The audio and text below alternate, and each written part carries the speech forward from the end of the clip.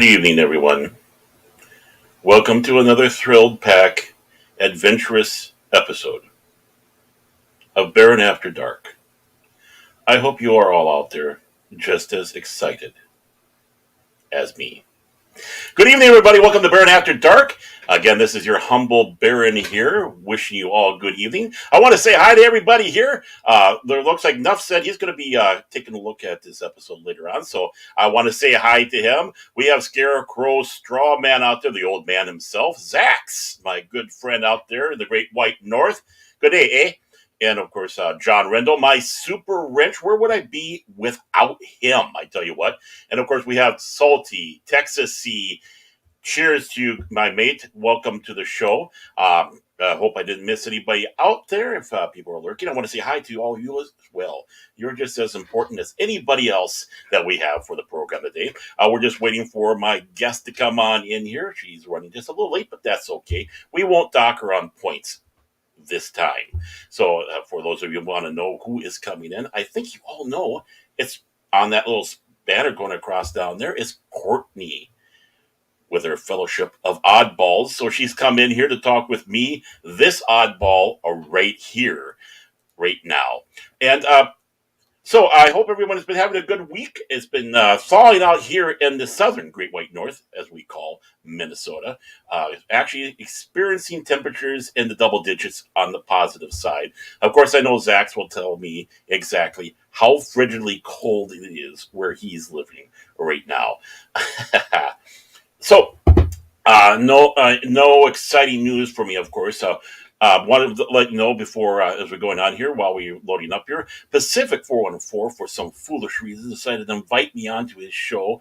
7 o'clock, I believe, is going to be Central Standard Time. I'm not too sure. He's going to have a show on Saturday. We're going to be talking about collecting. There's going to be a bunch of us on there talking about our toys and other things, books, I suppose, with me. And toys, let's be honest. I'm a big kid at heart. 53 years old. I'm still going on 8, and whatnot. We have, of course, my collection of books and other stuff. Who knows what we're going to be talking about? I'm looking forward to that as well. And just want to remind everybody here that I'm part of the Primetime Kings. So hopefully we'll see my brothers 24/7 Vigilante or Fat Steven coming in. I know Fat Steven's been doing a wonderful job being a citizen journalist. I don't know if anybody who has been catching his live feeds. He's been doing basically raw live feeds of various stuff around in Canada and United States. In fact, he's been doing raw footages of the People's Convoy going on right now across the United States. One thing that's great about him is he is very impartial about that, and we're going to put that in there right there, the link to his page. If you get a chance, please watch it.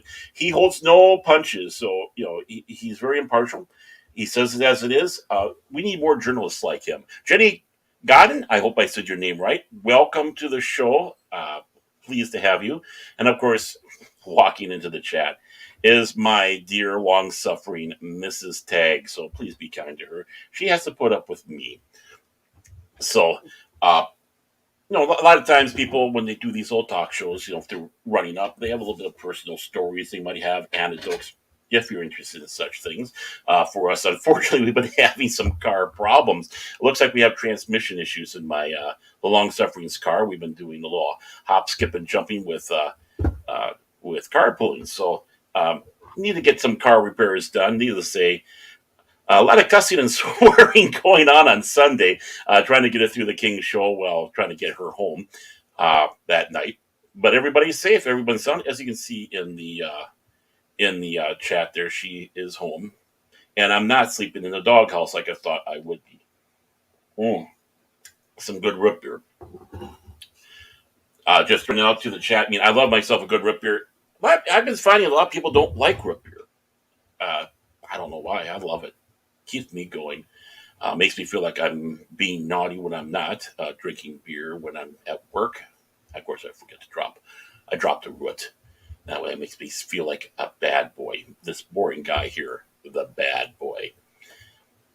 And I see the chat is going great in there, so I like to see that out there.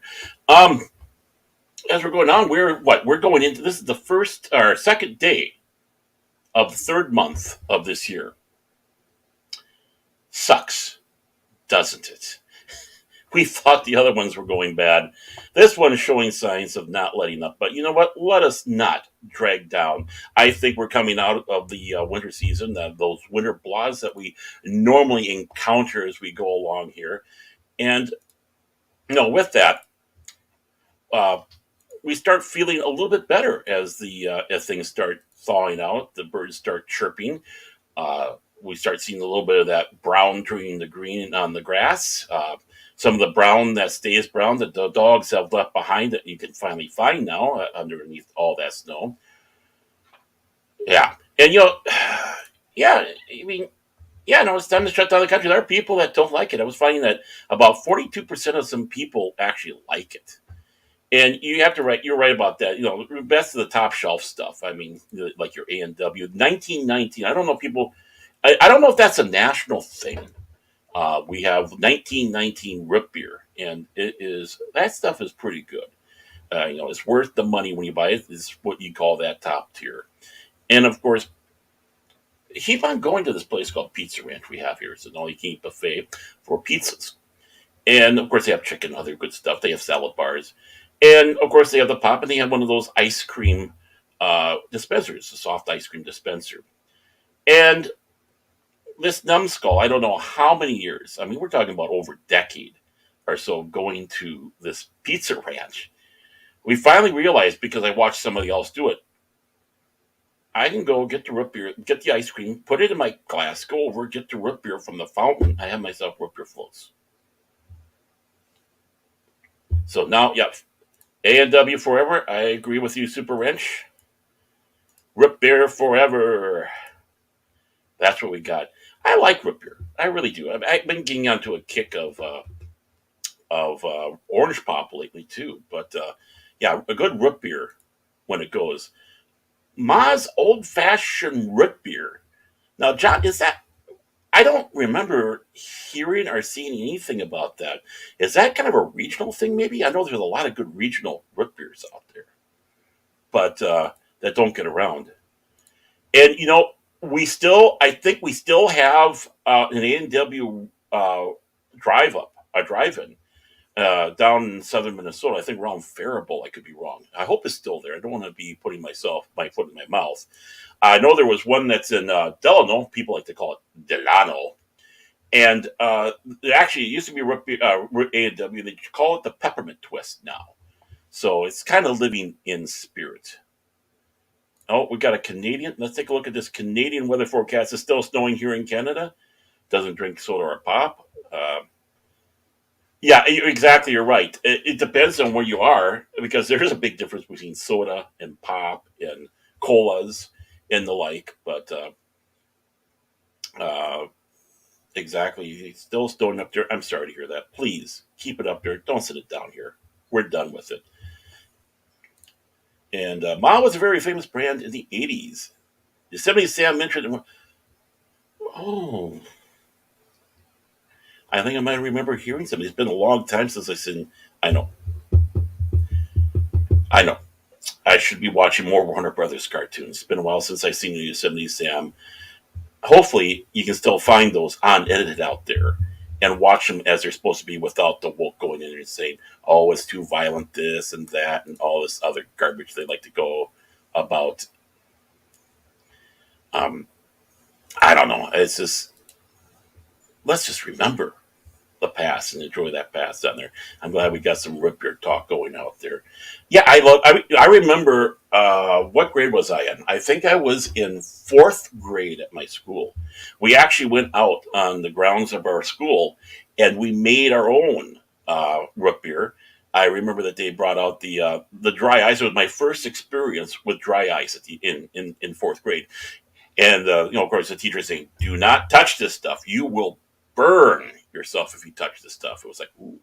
Then they showed us she showed us by taking a glass, putting some of it in the water, and the bubbling and the smoke coming out, the quote unquote smoke. And it's like, and then explain this is where you get those effects that they have in the Hollywood movies. It's like, ooh, ah. But yeah, we made ourselves some our own homemade root beer that day at our school, and it was something else. It was kind of fun to do that again. Make your own root beer, get that extract, get all the good stuff. Uh, oh, hot dog with fries, big frosty. Now, a salty. When you're talking about the hot dogs, are you talking about like coney dogs? Put a little chili on there. Uh, get that stuff going that way. Another embarrassing thing, and now we're talking into going into the hot dog. There's a place in my old hometown called Flynn's, not to be confused with the arcade from Tron. But every time I see it, I think of that. And I had, for the first time, after many years of avoiding it, a Chicago dog done up how a Chicago dog should be, all the stuff on there. And I've always was afraid. It's like I finally broke down last year and had it, and I regretted it for the rest of my life here. It's like, why have I not been enjoying these these these Chicago dogs? And it's like you get two. They give us two in a basket, and filled it all up. Even hot peppers. I get the long suffering gives me her hot peppers. She knows better. Um, I have that, and of course, the big thing also have a weakness about, and they do have their hush puppies. I love hush puppies. Hush puppies for me is just like heaven. I go to Arthur Treacher's when they were around here. Hush puppies along John Silver's. It's like, yeah, I want the hush puppies and give me the extra hush puppies on the sides, please. It's what, the 10 or 20 that they have on there. And oh yeah, chili dogs, cheese, raw onion. Now we're talking. Of course, that's where you blast the poor dachshund out of bed at middle of the night, and then the sheets go flittering all over the place.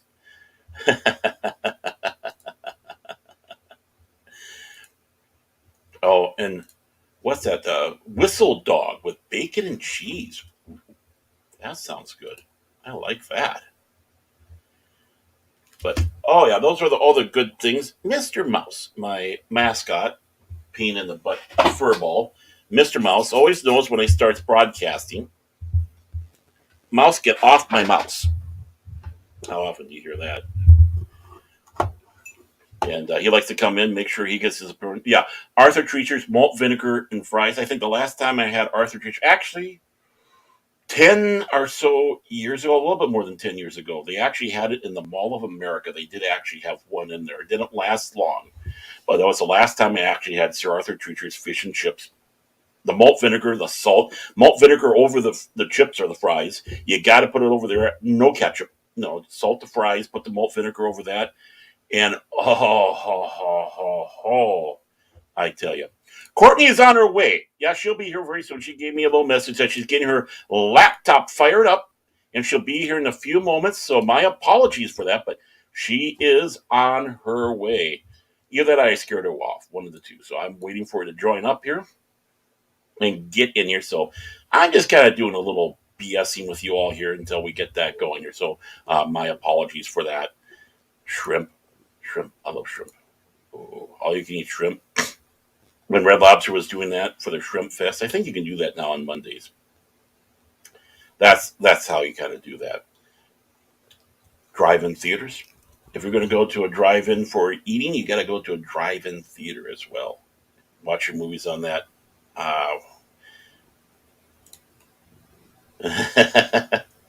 The cops loved him. Okay, I can imagine that he was getting himself in a little bit of trouble there. Probably driving around having it on. So, yes, Wookiee Supremacy. And welcome, by the way. Welcome.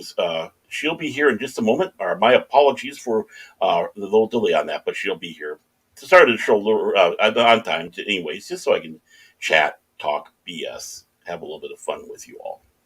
Of course, while we're at it, I just want to make sure you know about our sponsor. We do have a sponsor for this show. I want to, of course, advertise for the Biscuit Baron Restaurant and Bar. If you need to have your Bantha biscuits with blue sauce and some Carillion ale, please hop on by your local Biscuit Baron. We have restaurants, Tatooine. We have Bespin. We have some on Coliseum Bespin. We have some on many on Coruscant itself. Unfortunately, the openings we're going to have on Alderaan kind of came to an end. There was a little accident with Alderaan that no longer exists no more. We lost out 5 restaurants there, but there's others around the galaxy. So get a chance, please go to Biscuit Baron Restaurant and Bar. You will not regret it. at all. Bantha biscuits. We are making people hungry in the chat here. That's kind of cruel of us, isn't it? The meanest things we can possibly do. And of course, I haven't eaten yet, so I'm getting hungry myself. Definitely. But I do want to, of course, while we're waiting here, thank you for sticking around with me as I'm babbling and talking. And of course, again, welcome all of you here to the show. And I hope we're having fun until then. Like I said in previous shows, there was the former mayor of New York. Oh, I got to middle block his name. But he's always knowing we're going out there saying, "How am I doing? How am I doing? How am I doing?" So I'm kind of doing the same thing here as I ramble on, babble, having a little bit of fun on everything on that aspect there. Tick tock, tick tock, Courtney, Courtney, we're waiting.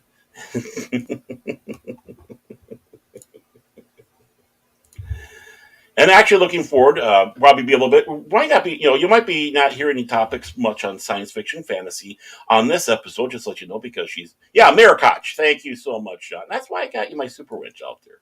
You're smart. SMRT, you're smart.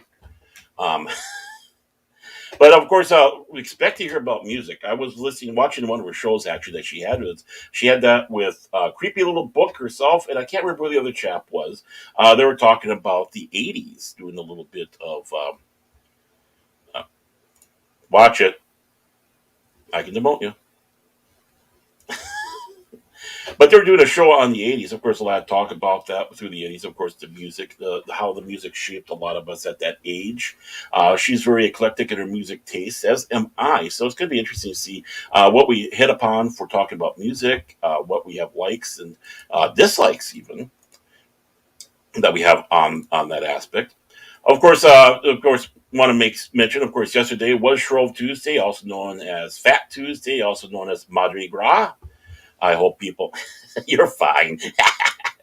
And I hope people had a good time. I hope those of you that could had some good jambalaya. That's kind of a tradition. Eat your pancakes. Of course, that's the other big Shrove Tuesday, Mardi Gras a tradition to have. Eat up your pancakes, get all that out of your house before the Lenten, Ash Wednesday day, the first day of Lent for those who are of the Christian faith. So, of course, it's a time of remembrance and reflection. I have a lot to reflect upon, a lot to be sorry about. Right? Long suffering. I'm sure she's got a list going right now. Definitely. Apple pie in 3, 2. Okay. We're getting people definitely hungry. Definitely hungry going on there. Most definitely. And while we're going in here, I just want to make sure. Let me move over. Mouse, get your paw off my mouse, you mouse, you. And while we're here, I am going to put into the chat. Away with you, you beast. He is an evil, evil thing. Really, he is. So I'm going to be putting into the chat here her page. So you can go and visit her if you're not familiar with her. So, ladies and gentlemen, my babbling is coming to an end because who do I have in the green room? Who do I have on backstage? The person you really want to see, not me. You're going to want to see her. It's Courtney. Hi, guys. And the Fellowship of Oddballs. Welcome, Courtney. People have been asking about you. They thought I was doing the bait and switch, but I had to let them know, no, I wasn't doing that. Can you hear me okay out of these? Because I just went through two other sets of headphones and neither of them work. Oh, I mean, for me, you're a little bit quiet on my end, but I just have to turn my headphones up. How about people out there in the Steel Messiah? Hi, Steel Messiah. How you doing out there? Is Pudgy out there? I saw Pudgy's name going in there. Ashley Lynn Gaia Storm. Hi, how you doing? And I just turned my up there. Go and talk a little bit. And people, how is she doing for her volume? Can everybody hear me okay? I can hear you. Can you hear me? I feel like I'm in a phone commercial. Connecting to the thing. That's why. I'm so sorry. Oh. It's an echo. It's going on the echo. Speaker. It's not working. Hold on one moment. Okay, no problem. Remute. Give her one moment, folks. She is having technical difficulty. I wouldn't know anything about that, now would I? Not at all. Not at all. But as you can see, I was not doing a bait and switch. She is there. Yeah, oh, good. I'm glad to hear you could all hear her. Oh. Latino slant. Is that you, Polly? Is that you out there? Hail Latin X slant. Oh, okay. That's not Polly. So again, welcome everybody as we have Courtney take care of her little technical difficulties, and then we'll continue on this evening's blast. Okay, just a little low. Okay, just let her know. Okay. Oh, there's Apollo. Oh, hi, Apollo. Okay. I have to restart because it's not Okay. letting the Bluetooth connect whatsoever, and you're going to hear an echo. But I will be 1 minute. I promise. I'm sorry about this. Be right No back. worries, Courtney. No problem at all. All right. You heard her. She's going to be back, so she's restarting her computer. We know how that is. You know how many times we had that problem on the Kings? Poor 24/7 Fusions had a few problems with his computers as we're coming up for the show. And it's like, um, you think he swears on the show? You should hear him when he's trying to get that going. And are you, Ashley Lynn? Are you leaving us tonight? Well, okay. Well, I'm glad you popped in for this. Oh, thank you so much. Thank you so much for joining us again on this. So, where were we at while we are waiting for poor Courtney here? Okay, so I was talking about on her show. Of course, like I said, I do have that in the chat, her page. So, those of you who are not familiar with it, please go subscribe and like her videos. Go watch some of the videos that she's already got there. Are actually most of them are streams, and they're fun to watch. John, you too. What is this? Is the night. This is the night of computers going burp. And one of the few times I'm not having computer issues. Hi, Mr. Mouse here. So, like I was saying, when I was watching, of course, the show that they had on there was very, very fascinating. You know, as they're talking about things from the toys and growing up in the '80s. Myself, I would say I was like the late '70s, early '80s, uh, growing up in that time. Graduated in a class of '87. And the one thing I have to say that Star Trek: The Next Generation, even though it was a syndicated show and the networks could air the show whenever they wanted during that week, the first official day that they could have The Next Generation aired was September 28th, 1987, which happened to be my birthday. What a way to have a birthday, to start Star Trek: Next Generation. So that just a little bit of worthless, useless trivia to give you guys out there as we're going along. And wow, what else can we talk about today? Been going through. Actually, I don't have the books here with me, but Raymond Feliciano. He is. Oh, hi, lovely Sherry. How you doing?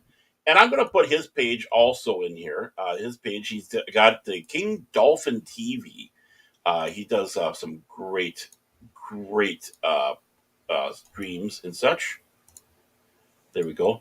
And I just got in the mail the other day his books. He's got two books. He's got a third one coming out. He just announced the name of the third one last Saturday, actually, um, to myself, John Rendell, who is starting his computer right now. And going rather good is All's Fair was the name of the first book. And if you get a chance, as I told him from reading it, it was kind of like reading a cross between Tom Clancy and space with a little bit of space opera involved on that, which of course I said, that's a compliment because I love space opera. So if you ever get a chance, All's Fair, the first of his Dolphin War books, and don't let the name confuse you. It has nothing to do with Sequest DSV or anything like that. It takes place in space. In fact, so far, I'm about halfway through the book, has pretty much taken place all over Mars, talking about basically the strife in the future between Earth and Mars wanting to break away, being its own government not controlled by Earth, and revenge and battles and affairs and all that good stuff that makes a good story. If you get a chance, it's on Amazon. Find All's Fair, Raymond Feliciano, and buy his book and give it a read. And of course, he does have that follow up book. Unfortunately, I do have a mail block in the name of the second book. Uh, oh man, I tell you what, that book is with me right here. And a Peacemaker. It's the name of the second book of the Dolphin War series by Raymond. Can't wait to again get into this. I have to get through the second one. So yes, I highly recommend after reading this so much. I mean, yes, I know him. He's a good friend, uh, and he puts up with me, which says a lot. Hey, I'm Bearable73. Welcome, and I see you waving again. Let's give this a try again. I think It's we got it. Courtney.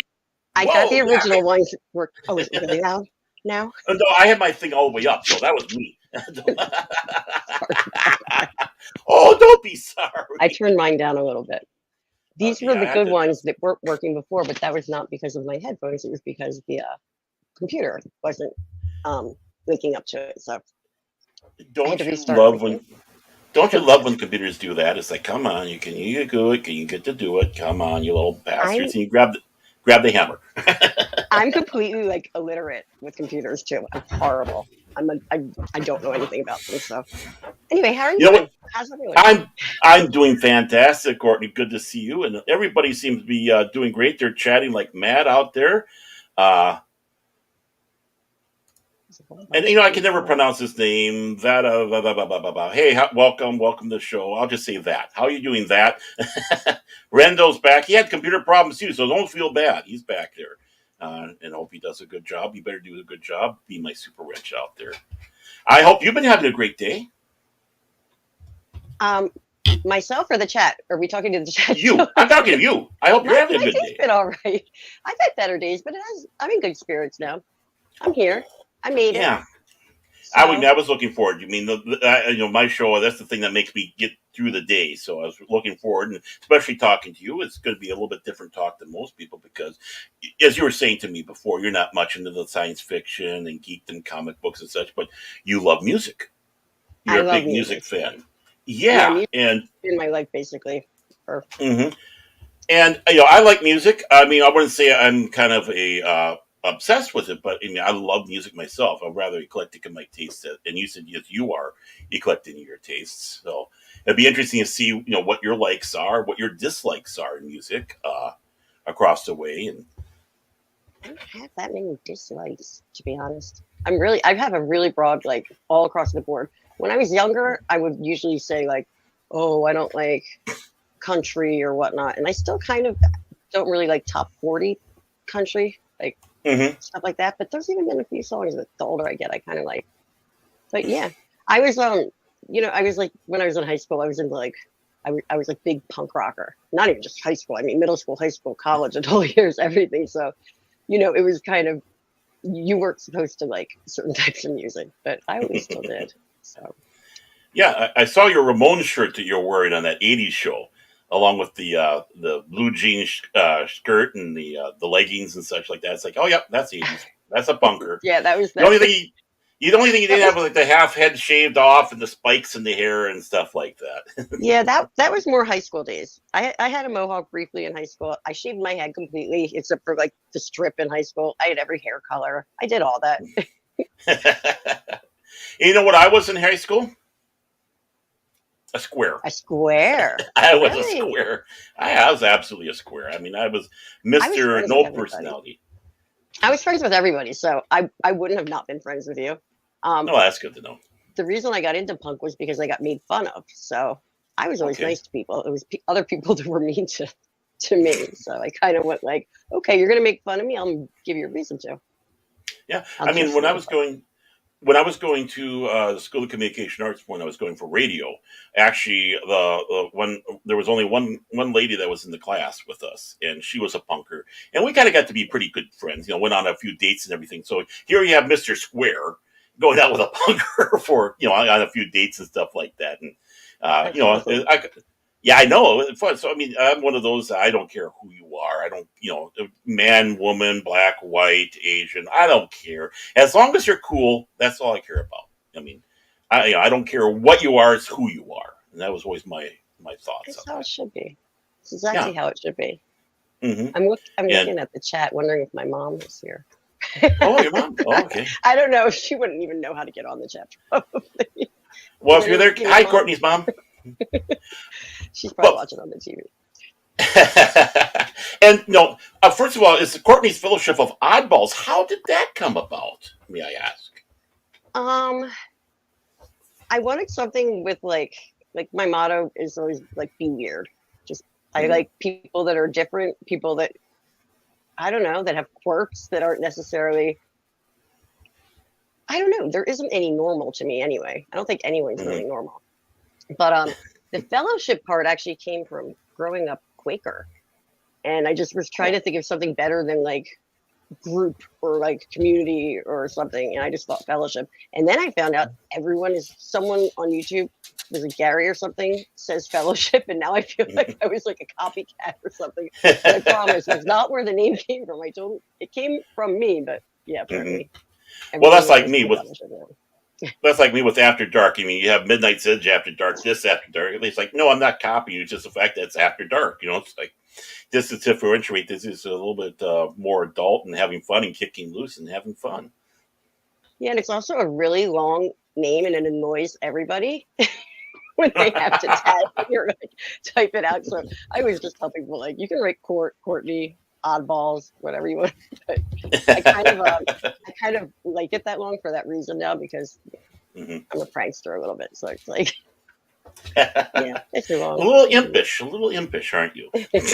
Maybe. Yeah, I was slight possibility. I was reading a Salty T said he would have gone to see War with me. Yeah, right. That's awesome. Yeah, I knew some people that had war, and didn't one of their lead singers pass away a few years back? Yeah, it was one of their I forget the name. Someone in the chat knows because we were just talking about this on some stream, and I can't remember right now. My brain is still kind of I'm finally calming down. I was racing because of I was frustrated because of the computer. Oh, no worries. Somebody did though. All I know is they're from Richmond, Virginia, which cracks me up. I think, or is that Lamb of God? No, Gore's from Richmond. I think that we both were. And they have a really cool stage show. Anyone in the chat that has seen them knows that they do some very interesting things. So. Yeah, I've seen them on stage, and they're wearing all that makeup, and they're running around on stage and singing, and of course the blood and all that. It's like, holy cow, what stamina these people have! Yeah, they have a lot of stamina, and you also never leave a Gore concert if you're anywhere close to the stage. You never leave clean. They tend to like, project like different fluids and stuff. It's pretty fun. And hi, Deej Odyssey. Welcome to the show. Good to see you out there. Yeah. And I mean, might as well stay on that musical end of it. When you were young, growing up, was there a particular thing you were listening to most, or maybe because your parents were playing the music and you just had to because you're stuck in the backseat of the car or something like that? Yes, all of that actually, everything. I was basically my dad was a Deadhead, so and like anything kind of related like classic rock, like he loved the Who, but I've gone to see the Grateful Dead with my dad a ton of times, and so it was a lot of like classic rock, like Rolling Stones. He loved Tom Petty. I could not stand the Grateful Dead when I was younger because it didn't have any like beat to it. I didn't think, like it was all the jam stuff. That's one thing I can't really get into. Improv with jazz is a little bit different, but when bands kind of go off into the type of thing, I don't do enough drugs or something. I don't know to get into it.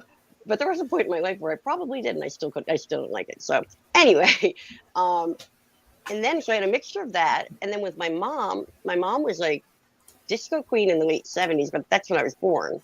So it was more going into the 80s. She was an aerobics teacher. I was talking about this on the other stream that you had seen me on. And so she was always making mixtapes for her routines. And we would go to Sam Goody, which is just like, I don't know if it was like a nationwide chain. But Insane Clown Posse. Sorry, I'm reading the thing. I have my comments on then another point, but anyway, so we would go buy 7 inches, 45s, and we would literally make mixtapes for her routines. So I had that 80s influence. I had always every time I was in the car with my dad, and my dad and my mom were not together after a certain point. My dad had to go away for a little bit, and they got divorced. But I also had a very strong classical music background because I started piano when I was 5, and my mom had me with like the strictest but the best piano teacher. She was, I think, 89 when she started giving me lessons, and she was in her Wow. 90s when she stopped giving me lessons, which is like, so, and she was really old school. I mean, really old school, but I credit a lot to her because I learned all my theory and stuff at a really young age. So, so yeah, I kind of had all that. But yeah, the 80s music, I mean, 80s music is like just one of those things. Any song you hear, it's like, oh, this. It's just one, I don't know, it's so good. Yeah, I know exactly what you mean. I mean, for me, growing up, the old man, and it's kind of a no one's secret. He's my father, and when I was growing up, I had a healthy dose of the Kingston Trio growing up, and they are a particular favorite of mine. And I always pose the argument saying that the Kingston Trio is not a folk group. They aren't. If you listen to the songs they have, they were world music before you had groups going out there doing world music, because they're grabbing and literally transplanting music from different areas and bringing it forward on their albums. You know, that's Raspberries, Strawberries with the French, and of course you have Copla, Copla, and a bunch of other those songs like that. And I think even the biographer of the Kingston Trio even sat back and said these guys aren't folk. This is world music. That's beyond that. So with that, I guess that got me started with a love of the eclectic myself, of the different styles of music that you have out there, and it kind of grew and grew as it went along. Yeah, I love just anything weird and different. Like there was a band. I mean, it's so funny. I call bands newer bands, but really they're from like 20 years ago. Yeah. Because I spent like 14 years in Colorado. Like I just moved back to the East Coast, and I swear I was like under. I don't know. I did not know what was happening in the real world. I was in a rural town. The only thing that I knew was I was a teacher, so I worked at the high school. I knew like the hip songs from the high school kids. That was it. I knew nothing else. So when I say 20 years, it's usually 20 years ago when I talk about a newer band. But I remember bands like there's a band called the Black Heart Procession. Okay. And they started adding just like they had one of the first songs I heard by them was like a clarinet, an accordion, and a piano, and like a little just drum thing. But it was still like kind of, I guess you would classify it as like indie, maybe. I don't even know what you would. There's so many subgenres, it's ridiculous. But I know. Stuff like that, I remember them just standing out to me so much because I was like, nothing seems new or different anymore. And finally, it was like, they're cool. So. Yeah, I mean, that's kind of the problem with today's music. So right now, it's like auto tuned, just kind of the copy paste across the way. They're relying on the auto tune to have their talent. While in the day, if you did bring in technical wowzer, it was actually something to supplement to a song or have an effect. I mean, all the way going back to Buddy Holly and the Crickets, when they put him in with the echo reverb, with Peggy Sue, and it was like it was not to make him sound better; it was just to have a nice effect to the song. So they went from having the effect to no, you have to have it now because they can't sing a tune. Exactly, and that's a big thing with like I like a lot of hip hop and rap and stuff like that too, and that's a huge thing that bothers me about like some of these newer rappers, that it's all kind of like they'll rap, but then the singing part is all auto tune. It's like there's just I'm so sick of that. Right. You're right. It's not like an addition to something. It becomes like their crutch almost, I feel like. Exactly, and it makes you appreciate those when they go out there, like going to like Renaissance Festival. Sometimes you see some of the wonderful bands, and obviously it's hard for them to hide anything there. You have to have that good voice. And I know there was one group there, they broke up, but they were called Folk Underground, and they did. I thought they were absolutely wonderful. Neil Gaiman actually wrote some of their songs. That they had on there. In fact, the song "Folk Underground" I think I can't remember if that was written by him, but I know there was another I've one never that they heard had in there. Folk Underground, but Yeah, it was basically a local Minnesota group, so they really didn't get outside like the Minnesota Renaissance Festival or around this area per se. But their music, I really liked it. They only had like 2 CDs that they had, and then also around here, there's another group called oh boy, the Dregs, which is an a cappella Irish singing group. But of course, they had all sorts of different ones out there, and they're absolutely fantastic. Of course, when you do an a cappella, guess what you have to do? You have to have good voice. You have to have those good I love pipes. acapella. Yeah. Yeah, you do. It's so hard to sing harmonies too. Um, I grew up like as I was not a singer growing up. I mean, I can hear when I'm singing on key and when I'm not, but I don't always sing on key. My voice Hmm. is just not my thing. But so it blows my mind because when I went to college for music, I went to Berkeley College of Music, and they Okay. in Boston, not with a Y, not in California, with 2 E's at the end. But we had to take a class called Vocal Class for Instrumentalists. Big, oh yeah, it is. That's Biggie. That's my sister had her boss drew that, so it's like Oh, an ink thing. Yeah, that's Biggie Smalls up there. That's funny. oh, um, yeah, we had to take a class. It was called Vocal Class for Instrumentalists, and it's so hard to do harmonies. So when I think, like, for me, it just was. I don't know why I couldn't just. I can hear them, but hmm, then when you go to sing them, I'm always just thrown off by, the other. Like I always want to go towards like the lead thing. So when I hear like groups that are like all a cappella, and that's one thing that I love about like older bands like the Beach Boys and like the Beach hmm. Boys Pet Sounds, like that whole like the harmonies and stuff. I love that stuff. It takes a certain type of like ear to be able to do that. Yeah, or So like the Eagles did for that one song. There are stars, and how they're doing all that before they started, playing the music. But it's like a good half of that song or whatever they're doing a cappella through the whole thing. And it's like, wow, and one of they my can favorite get some. bands ever, which is an older band, is the Zombies. They do a lot of that too Oh, with zombies. their Hmm. the harmonies. I love the Zombies. I They actually just do. got to see them like 5 years ago. It was pretty Really? cool.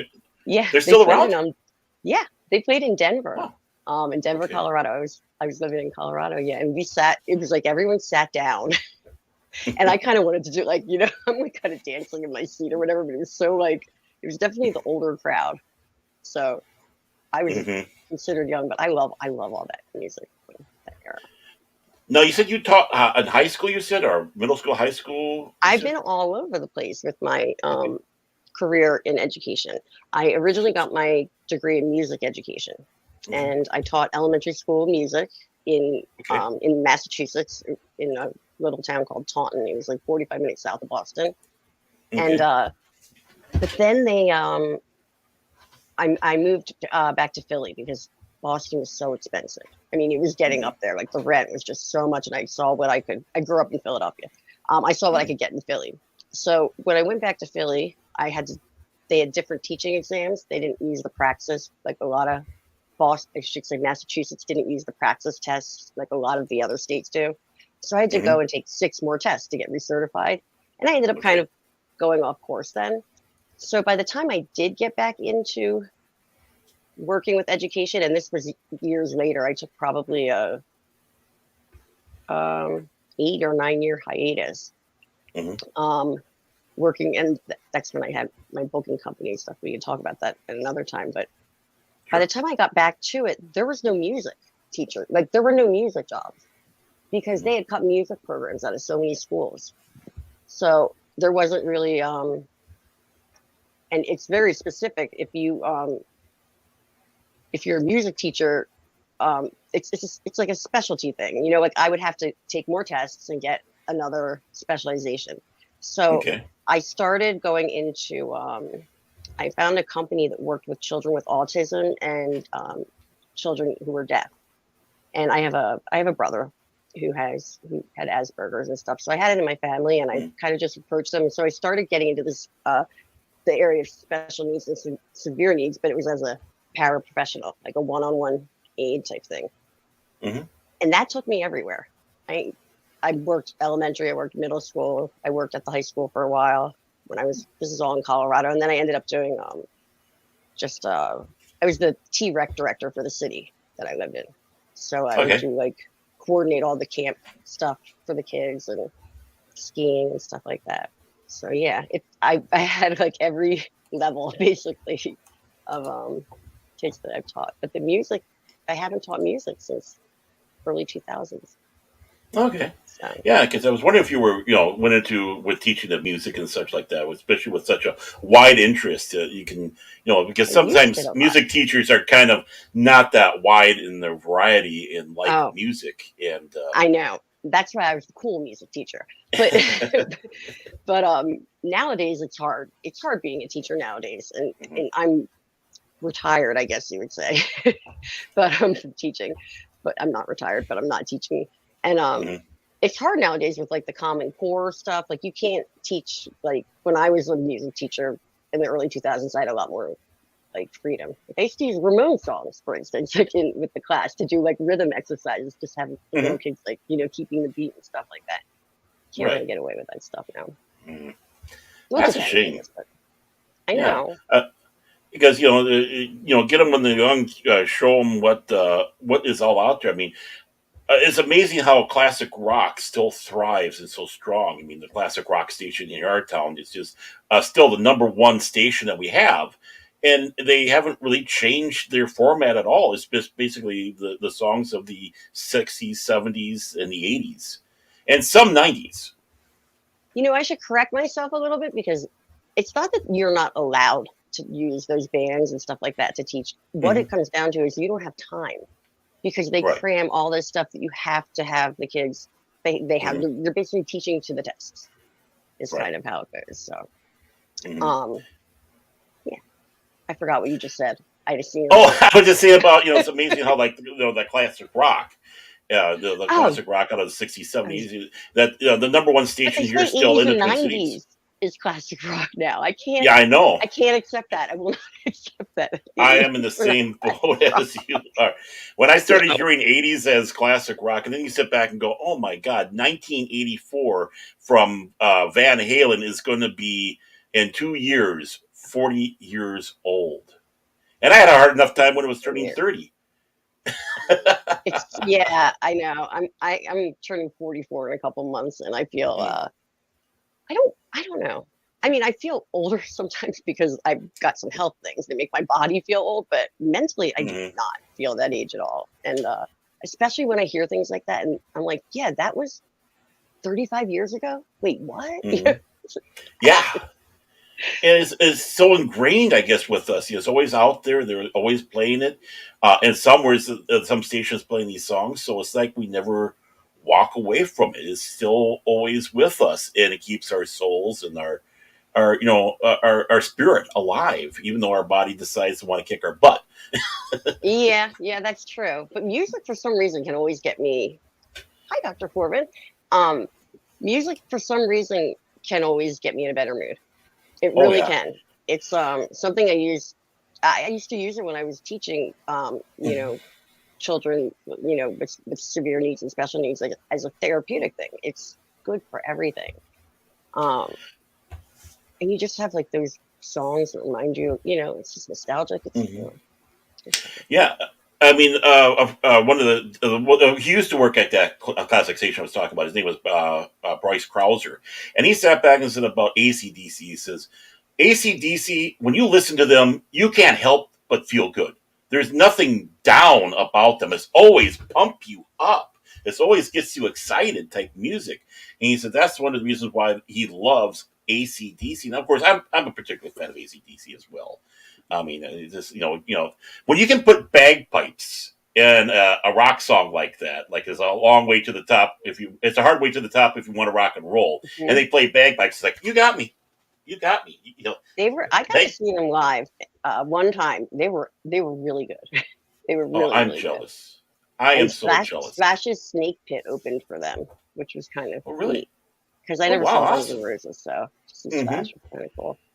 I wasn't a huge fan of them, but the band, still you watched them play guitar. So See, to show you exactly how much of a I am, I've only been to two concerts, big concerts, true concerts in my life. Believe it or not. say Uh, what? yeah, way back in the '70s, maybe even early '80s. There's a place that we had here called the Carlton Supper Club, and of course they had a stage.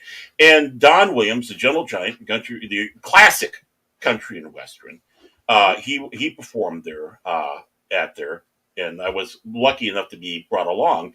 And a few years back, my wife is an absolute Billy Joel fan. I mean, she'll leave me in a heartbeat if Billy says, "Hey, you want to come?"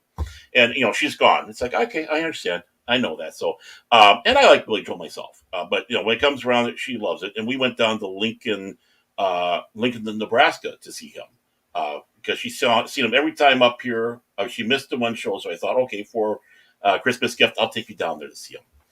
And I'm sitting in line there from the 80s. Yeah, I do. I like is. some Billy Joel. So we were sitting out in the line, and I'm sitting back going, I'm really regretting this because this was when the hearing problems were coming in and such like that for AC/DC. I go, it's sad. I'll never see AC/DC in concert. So we go in there and we're having it, and Billy's doing a good job rocking, and we're all kind of getting into it. About halfway through the show, he brings out his roadie chainsaw, and he goes, "Okay, you can boo him off stage. Go ahead if you don't like him, but we're going to have him come out." And they went right into Highway to Hell. It's like all of a sudden they go, "Okay, get ready." It's like, bam, bam, bam. And it's like, no, you're kidding me. And it's like, oh, and from that night on, the thing was just on fire. It's like, that's the closest they I don't can stop. Say They just go. They go and go. Yeah. And it's like total Yeah. energy. It's Yeah. So, very I mean, cool. for Billy, when they did that, one moment that chainsaw did that with Highway to Hell in the Billy Joel concert, from that time on, for the rest, it was just on fire. It was like, it was great leading up there, but it was even better afterwards, and we're all on fire. So that's what the AC/DC does to you. It just gets you going. A lot of bands do that to me. Really, Mhm. I mean, a lot. Like Motley Crue is one of my like guilty pleasures. Mhm.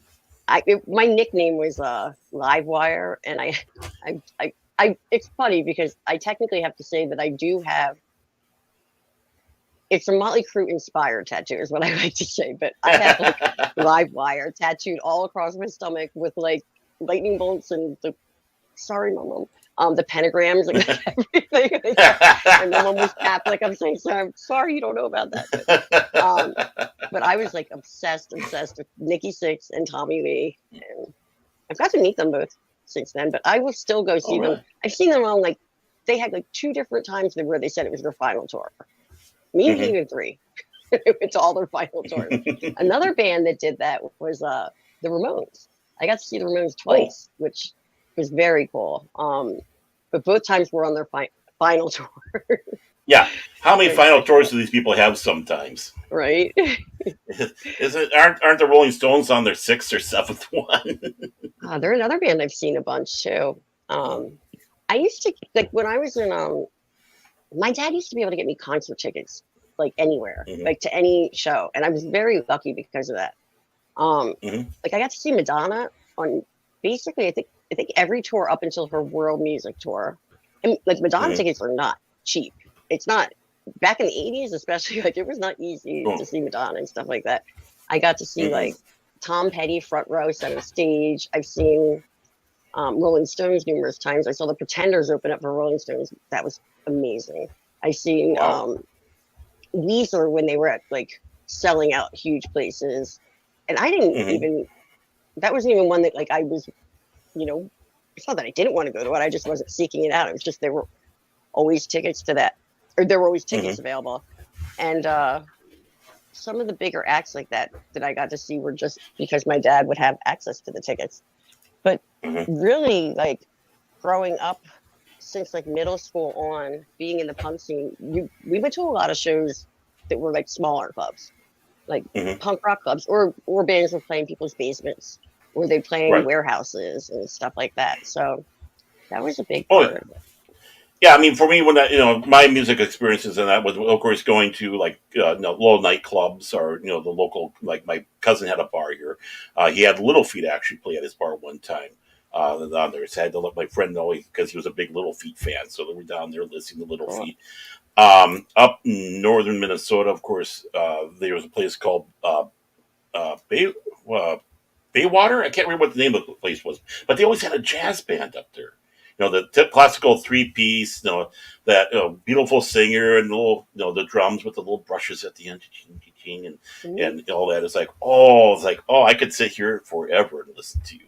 I mean, I played bass in my high school jazz band, so oh, you that was did. like, yeah. But I didn't play upright. I wish I had learned upright.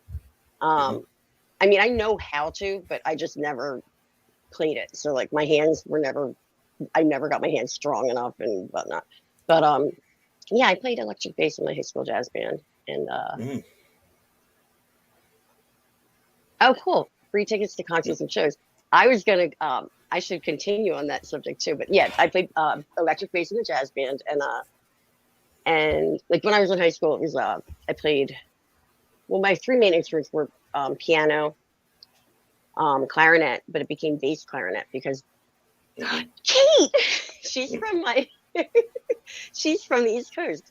It's so funny. I act like I'm still in Colorado because I'm like more recently back here, and I still think I'm there, and I'm like, but now she's in Colorado.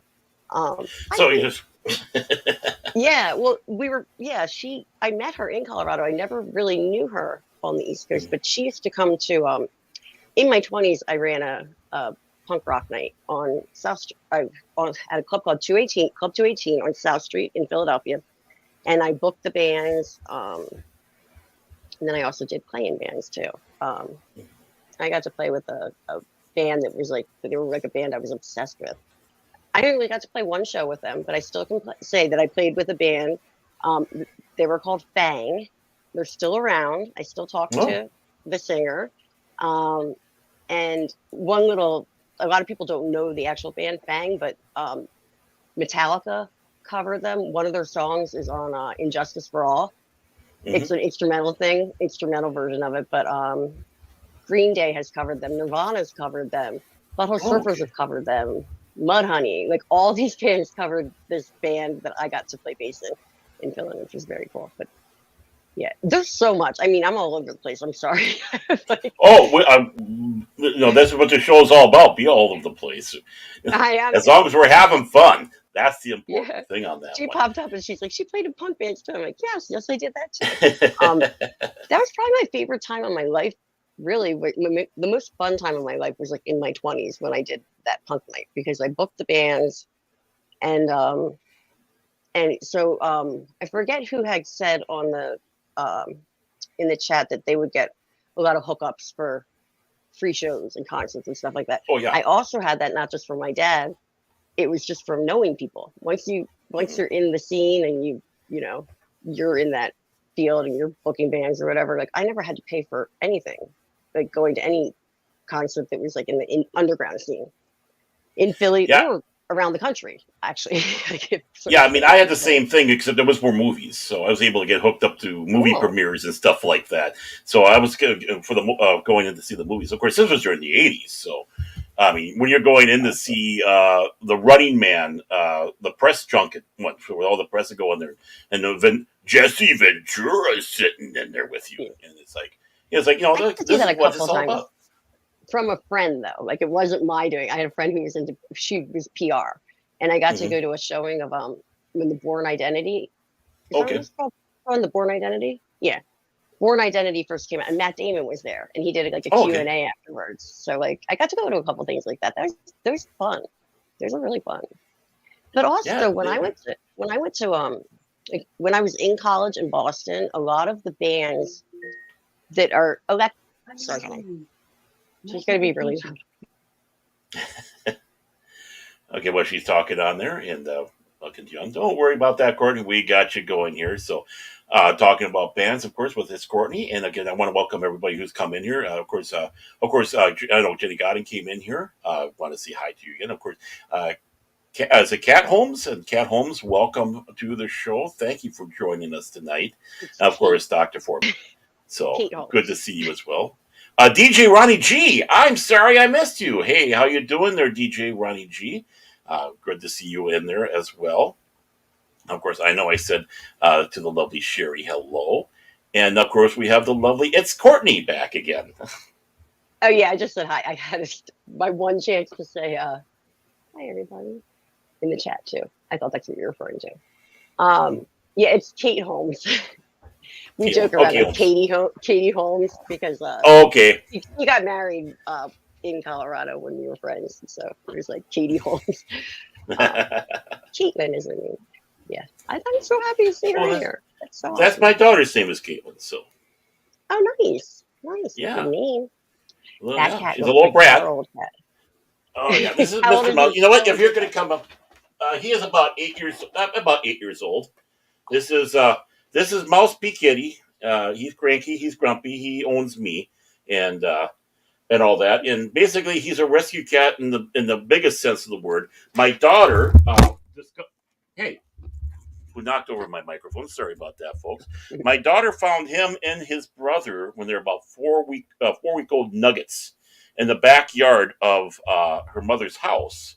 And this was in November, coming in November, so we're just on the verge of a big cold snap. So they got rescued before they turned into kittensicles.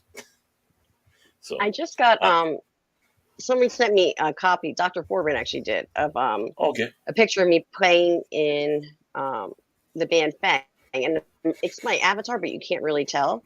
If I send it Hmm. to you in on Twitter, I guess, would you be able to show it?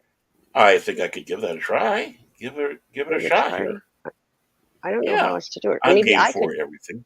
or I can Um, maybe share it. if you're able to do that, yeah, you can share. I I might think be you able can to get do your that. stuff for sure. Yeah, Yeah, let me open it. if you're Not on sure, my phone. we'll be more than happy to do that for you. um, thanks, Yeah, Dr. Forbin. That's a good idea. yeah, and my daughter is very musically inclined as well. She takes some instruments awfully well. She does like clarinet, saxophone. I think she's Clarinet. trying to learn guitar. Yeah, and I can't remember what all else. She should be They listening to this say show. clarinetists like when you're in like fourth, fifth grade. It's usually fourth grade, like when I was Hmm. growing up, where they start instruments and you have a choice if you want to take one. Hmm. They'll kind of recommend certain instruments to certain students based on what they see or what they can tell about. Hmm. And they if a student is pushed to play like clarinet or Hmm. violin, that means they have some talent. Um, Hmm. those are like the harder, supposedly harder instruments. But Hmm. that's pretty cool. It, Yeah, clarinet is yeah, and she what I took majored too. in college, so Oh, okay. it's cool. So Yeah. yeah, she should be here listening to the show. I have to make her watch the replay. No, Well, Miss hi, Music Caitlin. Maker. And then there's the other Caitlin in the chat. So Yeah, we're surrounded by Caitlins. Caitlins all over the place. I she tell you. writes in the chat too, Irish spelling Caitlin, and we are all brats. Okay, so Dr. Mine's Courtney sent the picture of me with Fang. That's good. okay. Keep talking while I pull it up because it's going to Oh take yeah, no problem, no problem. Yeah, mine's spelled with a K, so she's got about the same spelling, but with the K instead. So there's so many different ways to spell that name. I tell you. But yeah, it was always fun to watch her as she's doing the. I always loved going to concert nights he had at the high school when she was going there and all that, and because it was they had their jazz bands and all that fun stuff. It was just afterwards, just like oh yeah, I kind of pumped up and all that, and I embarrassed the hell out of her because that's what Mhm. dads do. Rule number one: dads embarrass their daughters, and I'm a professional at that. All right. If Most I definitely. share this, it should come at the Yeah. bottom of Oh, your there thing, we and then go. you. Yeah, I see it right there, and I will add that there. Can we bring that up there? So that's me playing at a club in Philly called the Khyber Pass. Well, the Hmm. Khyber now. They used to be called the Khyber Pass. Halloween night of 2005 with the Wow. band Fang, and that's me with the blonde hair in the back right. That's Sammy, who's the singer, and then that's the typical show. Everyone was so excited to have them play. So as was I. Wow. But yeah, thanks, Dr. Forward, for pulling that up because I wouldn't know where to find that maybe in my Facebook, but not like that at the drop of a dime. I appreciate it. Well, Yeah, that's I never fantastic knew to your see caller. there. I was kick ass. Come on, look at that. I'm a rock star. Wait, what do you mean was? I think you still are. Oh, thank you. I still am You now. have to be. You have to be All right, if you that's have a fellowship of oddballs, you are still kick ass. I mean, especially when you got the Kraken behind you. It's like beware the Kraken. this is like an octopus. It's an octopus. Oh, I thought it was a squid. Okay, It might be a squid, yeah, actually. squid. Yeah, If you, that's what the Kraken is. The Kraken is you're a right. big old. It's a shower curtain. It's a shower curtain that is covering this closet behind me that has a lot of my roommate's stuff in it. I'm renting a room from someone that I've known since the 6th grade. I live with Mhm. her and her high school daughter because it's not finalized yet, but I feel like I've been divorced for like 3 years now, but I've been going through divorce. So I'm in Mhm. my I feel like I'm a teenager living in my room with all my stuff. Yeah, she gave me this though to cover up the thing, and I was like, "That's awesome. Yes, I will put that up. You Definitely." know, that's kind of like my mother in law. You know, unfortunately, her husband passed away. My father in law passed away, Mm. and when that happened, it was like she went into like a second teenagehood. It was like she was making up all the years that she didn't have. It's like the long suffering would sit back and say, "It's like trying to get hold of my mom, but she's going out to this with her friends. She's going out with that with her friends. She's doing this with her friends. She's doing that with her friends. I can't keep up with her." I feel like all the women in my family just continue to do that for some reason. My aunt, she's now 71, but when she was 69 years old, I'll never forget. I was on the phone with her, and she said, "Well, Courtney, I've got to let you go now because I'm going to meet my girlfriend in the city." That was in New York City because she was right outside in Connecticut. Because Mhm. we're going to see Rocky Horror Picture Show. She was 69 years old. Like, you are so cool. Yeah, And my especially mom when was that was a still big like, thing. yeah. I used to go, I went every, not like every weekend, but I went a ton when I was in college in Boston. We used to go into Cambridge, into Harvard Square, to the theater there, and we see Rocky Horror. Oh, and Mhm. actually, Kate Holmes, my girlfriend in the chat, they actually did it once in Steamboat Springs, and I went with her. We had a Okay. lot of fun with that. Hi, Punkwaddle. Good old punk, one of my favorite punk penguin that's out there in the days. You know, that's the one thing that I think the wife does hold over me a little bit. I've never seen a Rocky Horror in the theater. Oh, it's It's fun. always downtown. Yeah, I've always heard about it. I think she said she went once with her brother. If you read Caitlin in the chat, she's saying, yeah, in Steamboat. I used to live in Steamboat Springs, Colorado, where I went with her. She said that's where I lost my first wedding ring with Rocky. We had so much fun that night. She brought all the props, like the rice and everything. She was so prepared. I was not prepared. I was just, I thought it was going to be lame because they weren't doing or did they do midnight? I think they did actually. Caitlin did. Remind me, did they do midnight showing in Steamboat? I forget, or was it earlier? Um, but yeah, and it ended with us on the stage dancing. I mean, when I get into like, I don't know, Rocky Horror is just one of those things. Some people can't do the movie, but when you go to the sorry, I obviously can't do two things at once, and I used to Yeah. teach. So it was midnight, yeah, way past her bedtime because she's got a couple kids. I remember she had kids. Their kids were younger. Um, yeah, that's funny. Rocky Horror, yeah, it's not a. Yeah, I mean, I never Um, got. My wife did. Yeah. I don't know. I don't even know where to go with like all the music stuff because I feel like it's just been my entire existence. Hmm. Um, Even when like what I was gonna say before is being in music college and especially Berkeley College of Music at the time was the number one in the world. Now Hmm. that it's there's like debate there versus Juilliard, but Juilliard was a conservatory of music and Berkeley College of Hmm. Music did modern music. So that's where Okay. they did that stuff. But there were many musicians that went to that school. Like I had a class with John Mayer. I'm not Hmm. going to say anything about that because this is a public thing. My friends know my opinion. Anyway, but but also because I was in the punk scene, I saw a couple bands that are very big nowadays, and they're friends of mine. I know them as like just my friends that started a band and played in like a little club called the Rat. But one of them is the Dropkick Murphys, who are like bigger than God now. They have like the Red Sox theme song and stuff. And I had a couple of people in Steamboat because I still had my connections that would be like, oh no, you don't know them. And next thing you know, I got them tickets in Denver with VIP and backstage, and everyone was like, wait, that's really cool. Like, yeah, I literally known them. Like we were the same age, Mm-hmm. or like bands like I don't know, the Unseen, the Casualties. They're all big punk bands now. But I'm still reading the chat and getting sidetracked. That's my ADD. Oh, that's the problem. I got it too. I got a little bit of it too. Oh, Dr. Foreman says, I dated a girl who did the magenta thing every weekend. I never did anything, not even the newspaper. That's funny.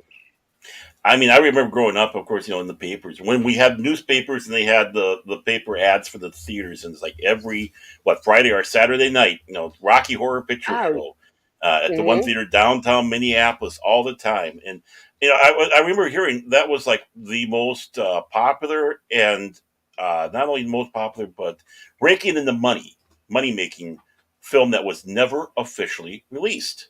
That film was never officially released. That's interesting. I never thought about that. I never really, I just never thought about that, to know that piece of information.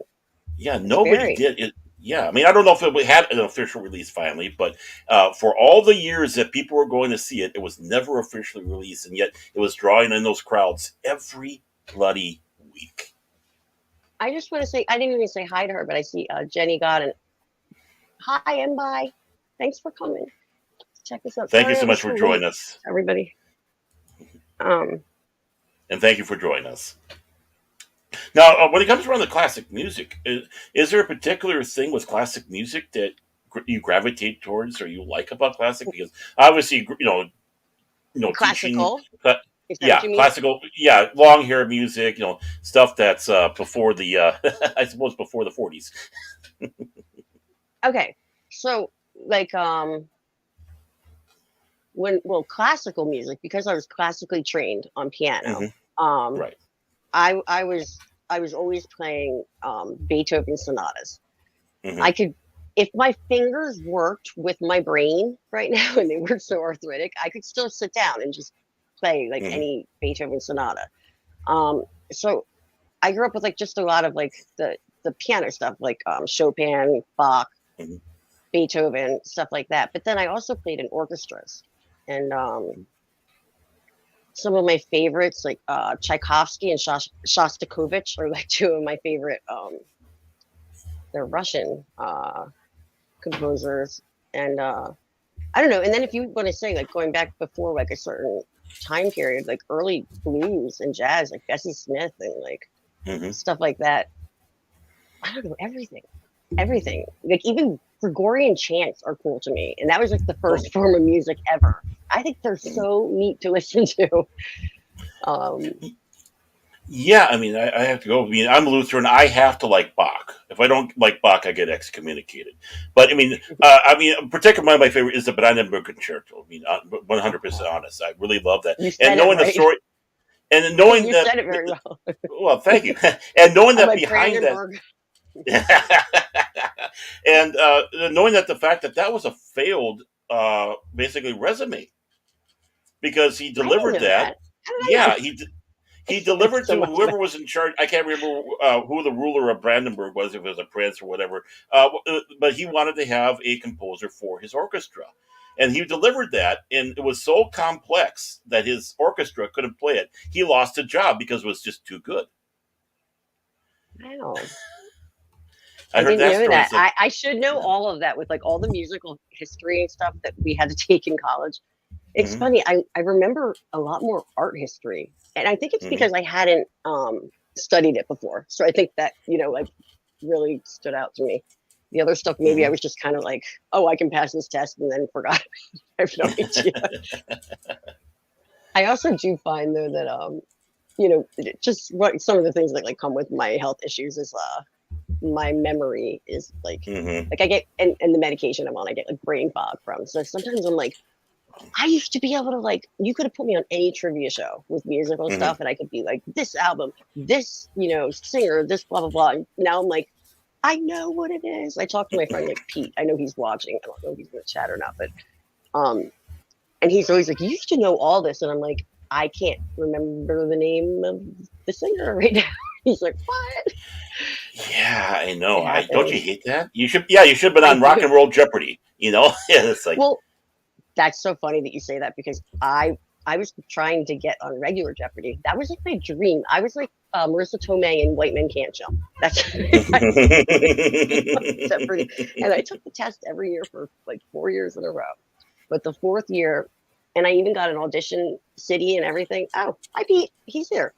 Um, yeah, Welcome, he Pete. knows about all my little senior moments or like brain farts I call them, where I'm like, Hmm. I have no idea what I was just saying, and what was that band called? And he's like, are you kidding? I can't remember. And I forgot what I was just saying. No, True don't worry. I story. do that all the time because I got the same problem too. I mean, I'm going through there. It's like I should know this. It's like why can't I get it? It's like okay, I'm having a senior moment because I got meds I take and it messes your mind up, and it's like you hit your head on the table a few times. You find that your head's becoming a little flatter because of that.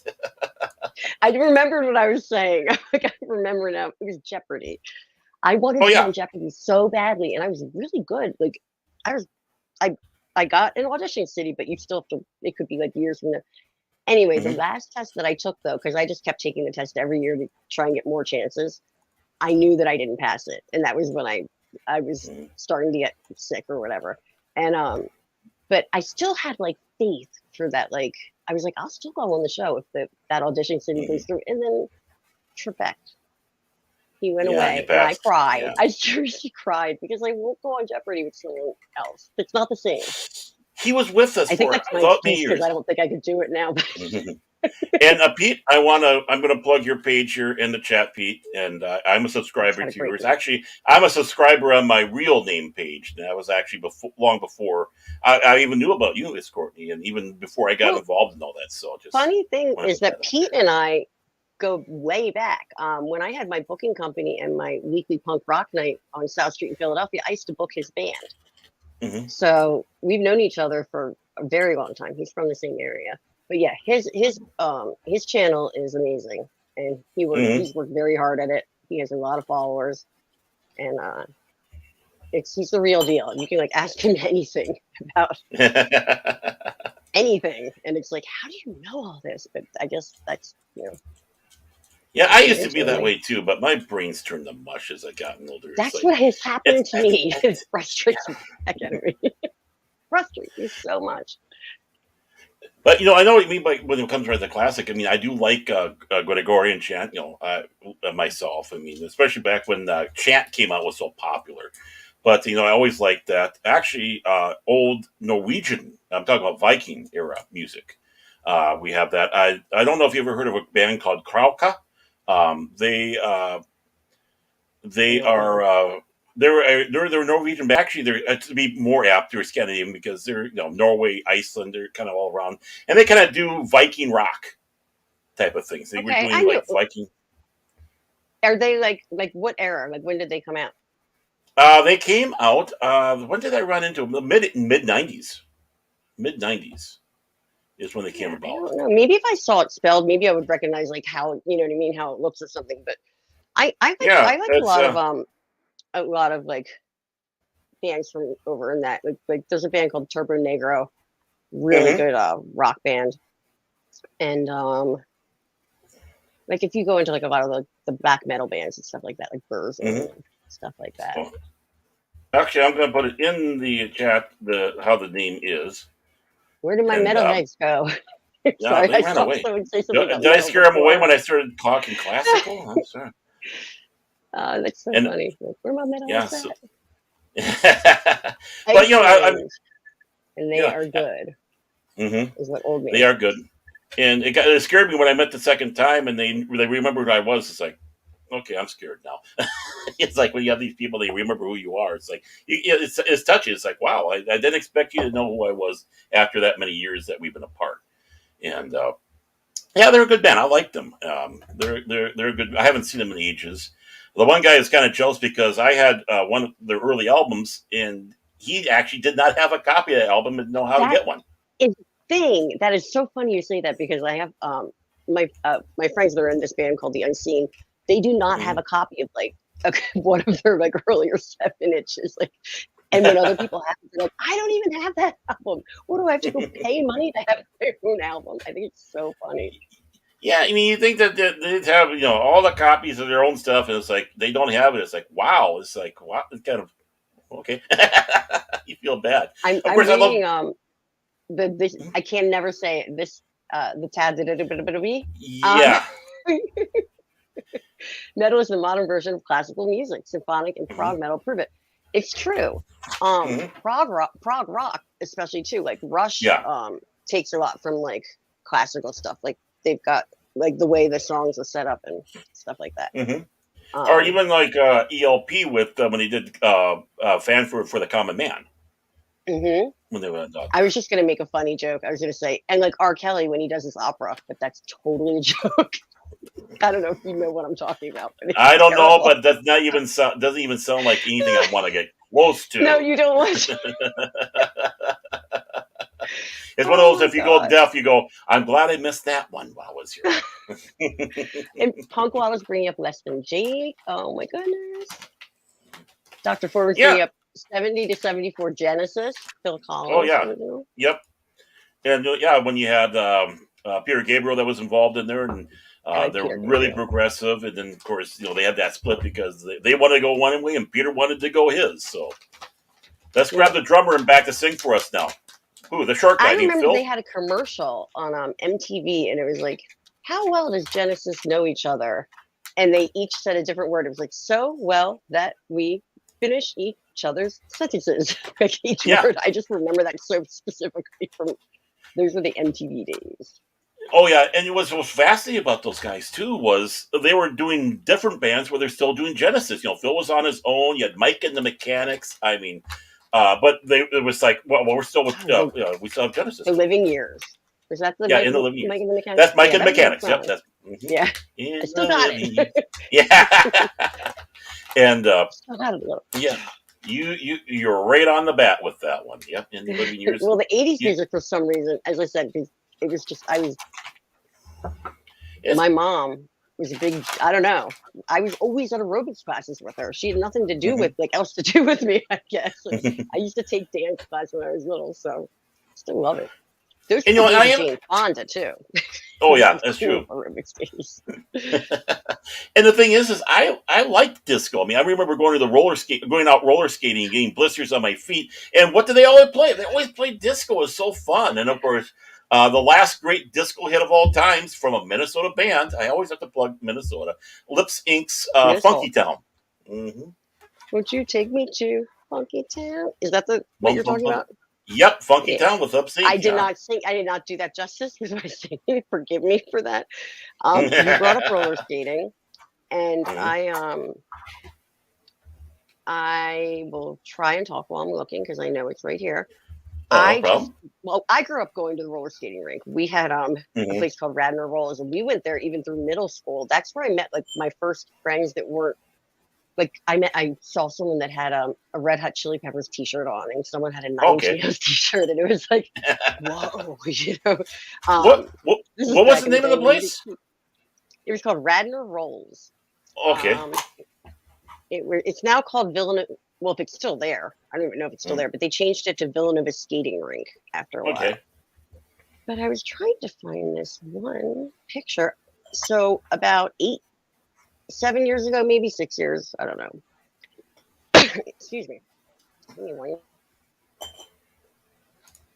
Yes, I did, John Rendell. You can go run the Fit for Hire and cry about it. I said disco. My mom was a disco queen in the late 70s. Anyway, if I can't find the picture, it's not that big of a deal. But no worries. We went roller skating. It was we went to Richmond, Virginia, for unfortunate reasons. My ex's father was dying, but so afterwards, he did pass, and after we got everything kind of settled, we were staying in a hotel near the airport, and there was like this really like just trashy kind of looking, like they hadn't changed a sign or anything. It was like, looked so cool. Roller skating rink. And I was like, we have to go. He was like, I'm not doing that. I was like, you told me you roller skated as a kid. I made him go. He was basically standing on his skates for a little going, I don't like this. I don't like this. But it was like I was a natural. I was dancing out there because I remember we always used to dance on roller skates and stuff. Oh yeah, I And mean, I was just saying rollerblading.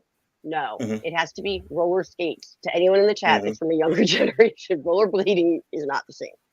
What the heck was I'm just rollerblades saying that. when I was growing up? Rollerblades, what the hell is that? I remember when they Yeah, they first didn't came out. exist. Hmm.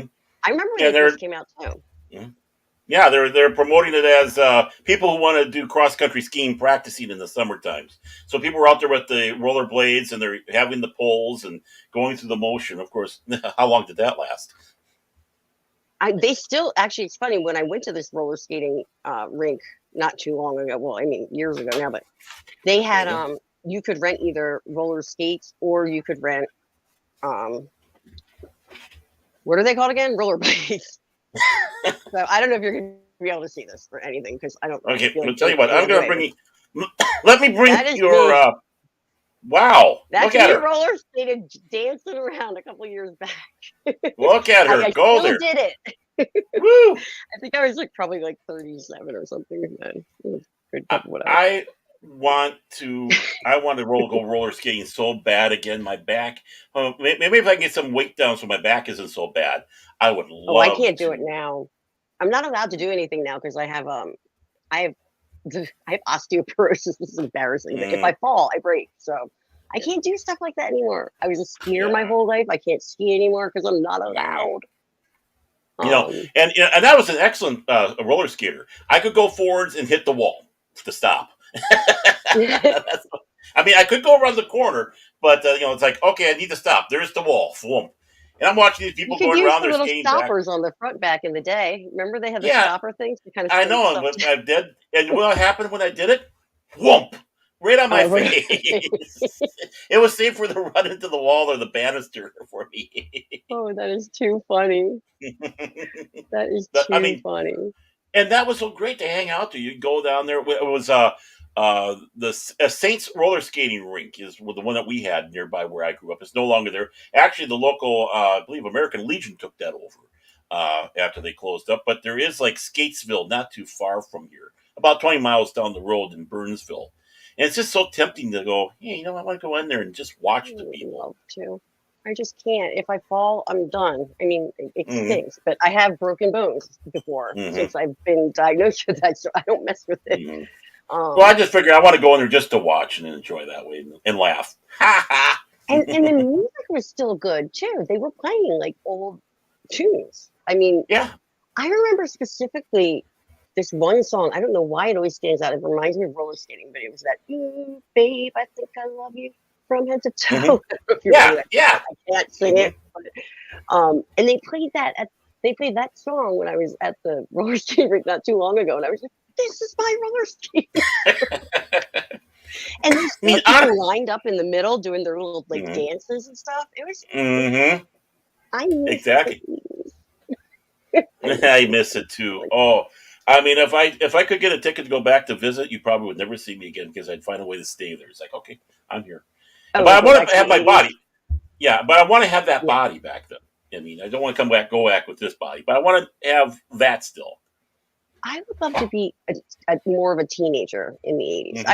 I was Right. like teenager adult in the 90s. So Hmm. like I graduated 5th grade in 1989. I went into 6th grade in 1989. So I was Hmm. more a child of the 80s. Hmm. Like I remember all the toys and obviously like, the music part because of my mom. But like I remember I actually got a Cabbage Patch Kid when they came out, and that was like the same. Like it was like the equivalent of like when Tickle Me Elmo came out, and like I think some Pound Puppies got like that too. But people were like shooting each other for Cabbage Patch Kids in Philly. It's crazy. Everywhere, everywhere, and he had the bootlegs, the guys with the trunk bootleg ones that I people just would go remember and my buy. dad got me one, and my neighbor had one too. I don't know how Hmm. it happened, but we both had on the first day, like that they came out. I was spoiled as a very little kid before, Hmm. before my parents were divorced. Hmm. Um, You see, I was but I'll lucky. I never. was the only kid. Oh, I'm the oldest. If you count the three stepchildren, Hmm. I'm the oldest of nine. However, Wow. I was only in the house with four of them. Okay. because the range is like my youngest brother is 20. He's gonna be 26, I think. Um, yeah. So I was there were only four of us in the home, and then I left. I moved to Boston and stuff. So, Mm-hmm. but Yeah. yeah, we've got a lot. I've always wondered what it would be like to be an only child because I was like mom. I was the Mm-hmm. oldest kid, and I was a girl. So like my family was kind of old fashioned, where like the boys took out the trash and the girls did everything else, basically. Mm-hmm. The dishes, like whatever. My mom, Mm-hmm. I joke around, Mom, I love you to death, but I don't. Where were you all the time? She was never supposed to be with the kids. I was saying like I really screwed my kids up. Meaning that's like my younger siblings. um, yeah. So I think that's another reason why I like living in my little like teenage room and stuff now because I Mm-hmm. feel like maybe I didn't get my whole childhood. I Plus, find myself I was really in like I was really pushed. I didn't have a choice actually because I was talented. Like they told me when I was 5 that I was a talented musician, and my mom regressing.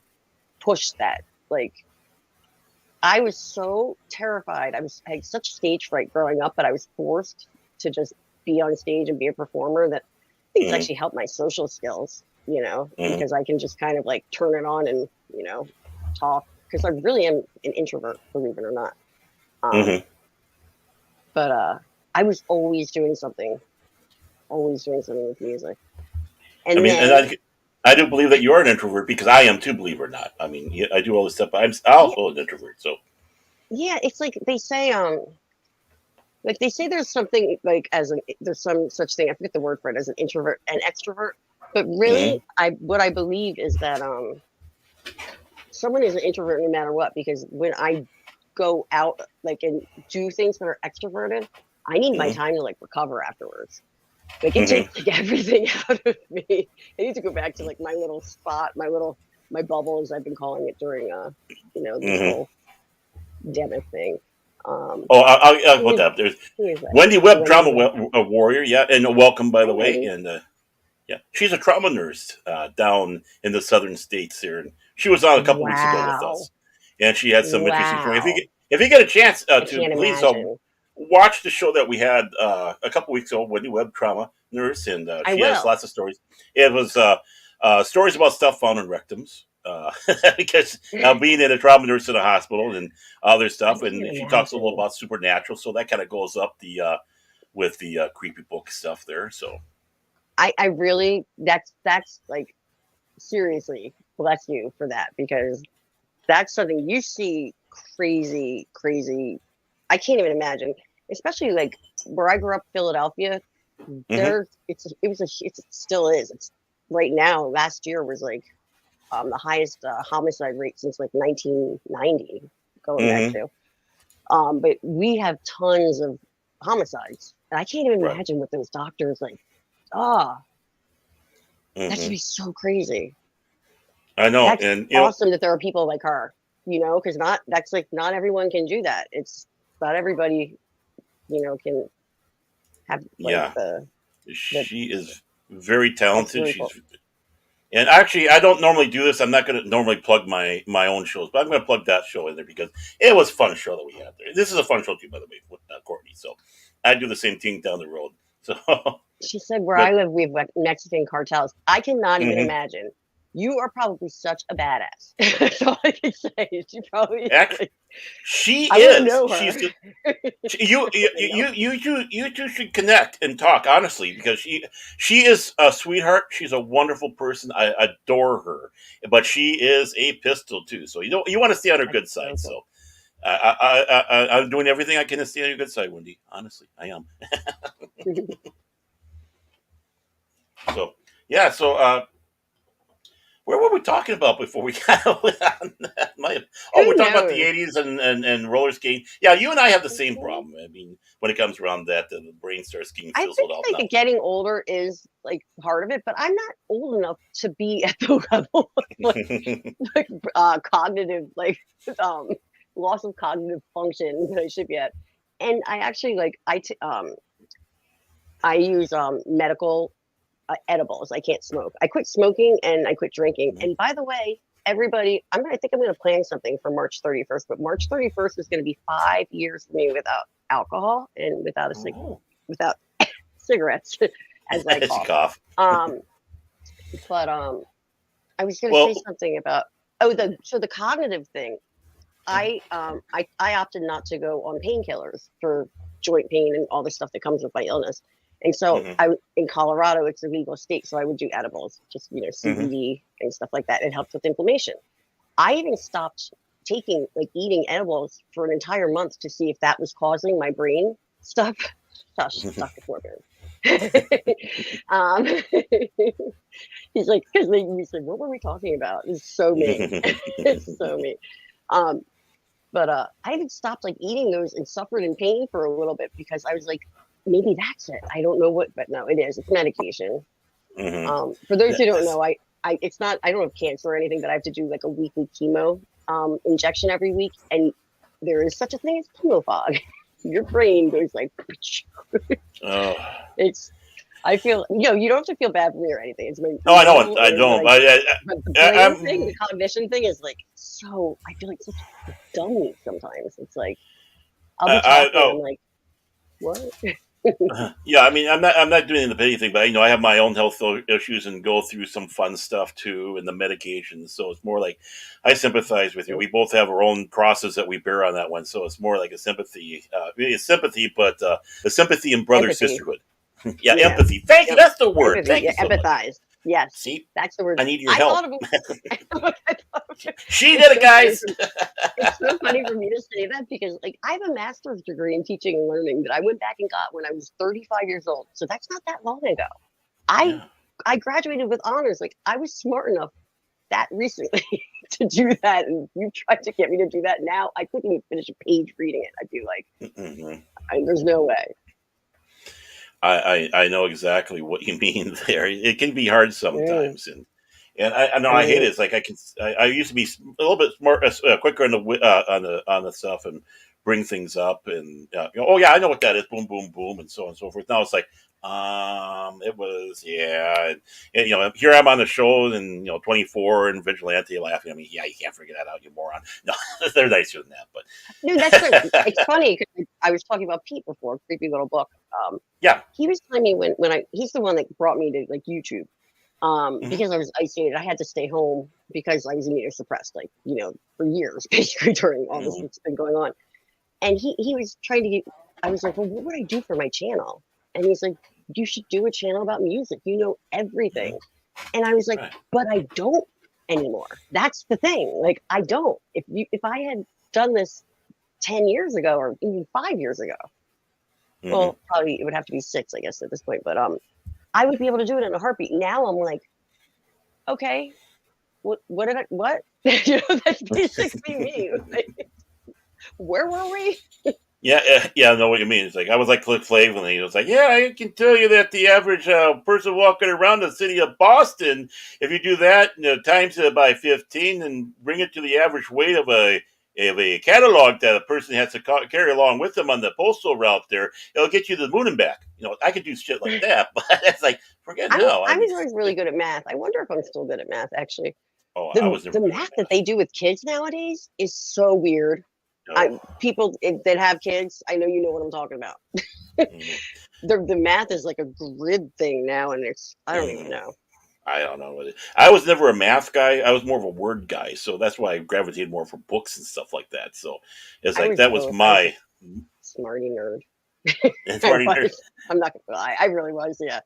I was smart ass. Study and I got straight A's. I'm a smart ass too. I mean, if you're from Philly, you're just naturally a smart ass. Most people from the East Coast, if you're not from the South, you're typically anywhere in the Northeast of the East, Northeast area of the country. We're smart ass.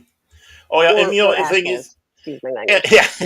The term East Coast asshole came from somewhere. I said shit earlier. You can say asshole. I mean, there's no problem. Well, I have the mouth of a sailor, and so does my mother. So with me, I have to kind of, but I know when I can turn it off. You know what I mean? Because I was also yeah. And that was the thing, with radio and all that. Usually when I get in front of a microphone, I start turning more professional because it was kind of drilled into us that especially when I was going through schooling and training, the teacher sat back and said, "Okay, you're going to do your show for us here at the school, but if I hear one swear word, doesn't matter where it is, you failed. If you drop a swear word in the beginning, I'm just going to let you go through the whole show, and when you walk out, I'll tell you failed." So none of Well, that and you Carlin also dirty did words. light music, right? Light radio. I'm making fun of Oh, you. I had to. I just yeah, had go ahead. I to. want to be. Yeah, Light FM. And yeah, when I was in radio, the station was the man who ran the station, John McCooley.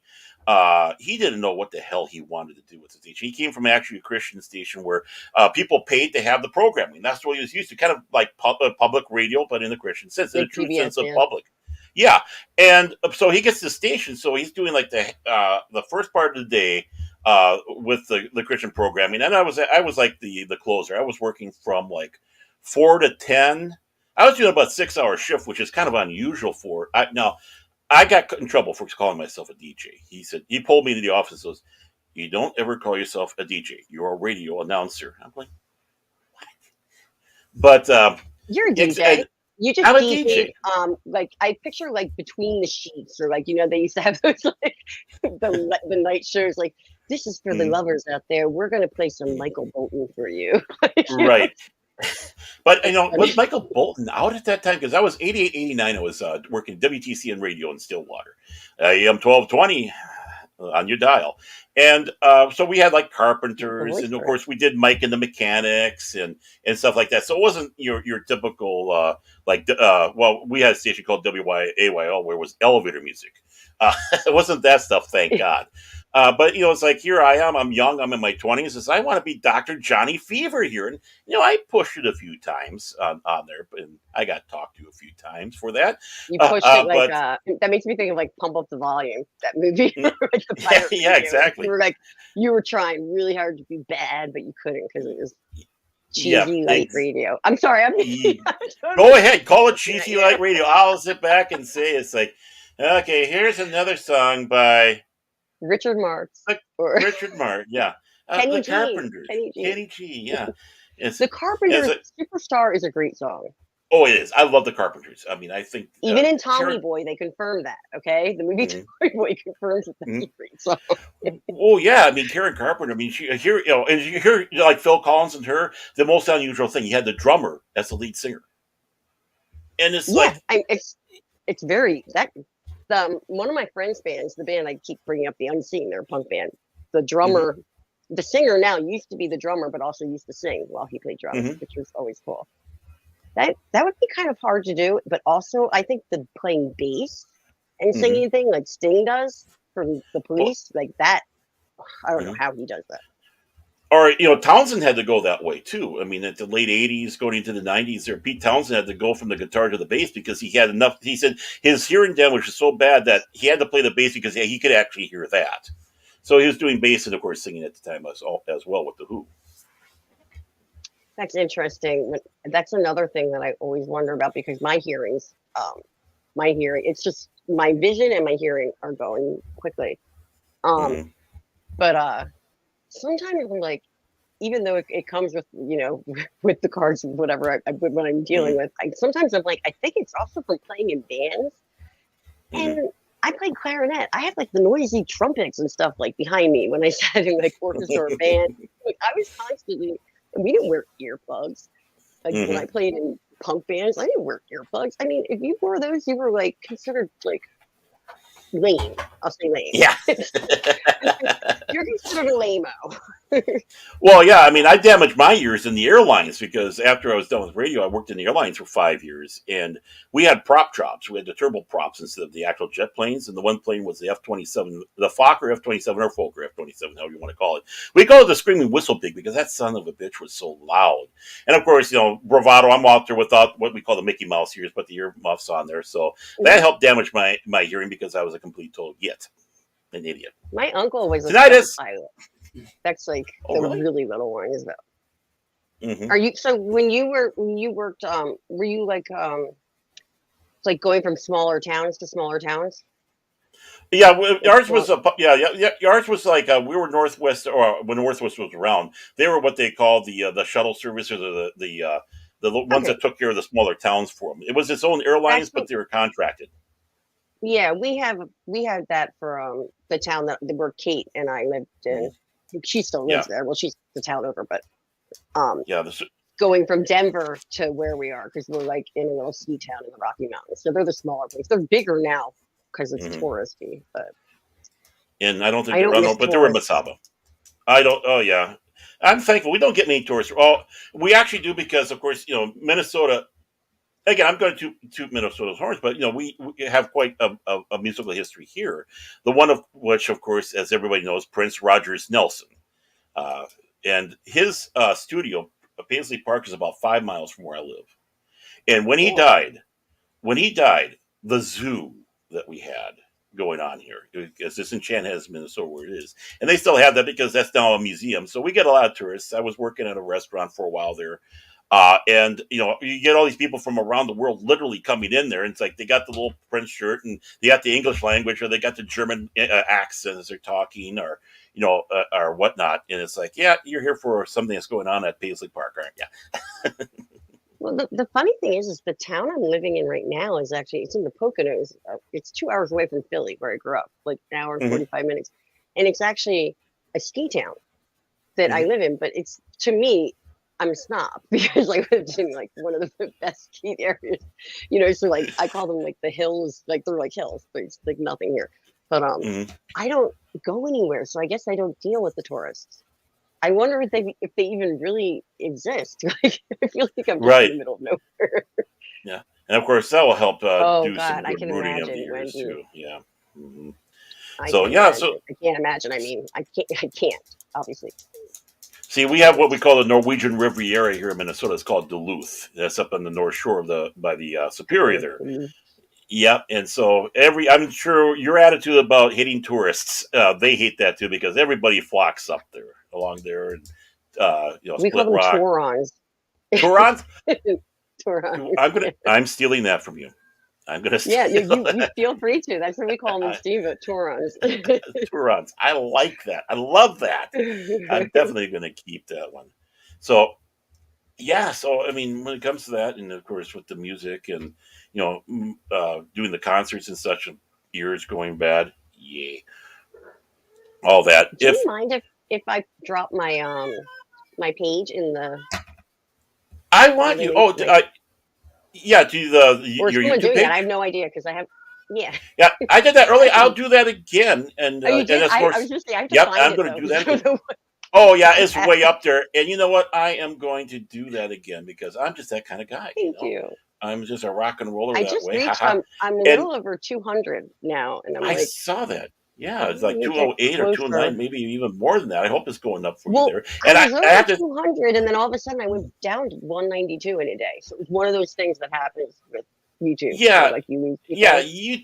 YouTube is odd that way, and I mean, I'm up to I think 80 something now, which shocked the hell out of me. It's like, when did I get all these new people? And it's like, please stay, don't disappear, please stay. I don't want you. Ah, there you are. I had to make sure I found your page here, and I'm going to put that back into the stream. And again, everybody, please Thank like, you. subscribe onto her page. There, she is just there. You go. And yeah, and John Rendell, he's over north of Scranton.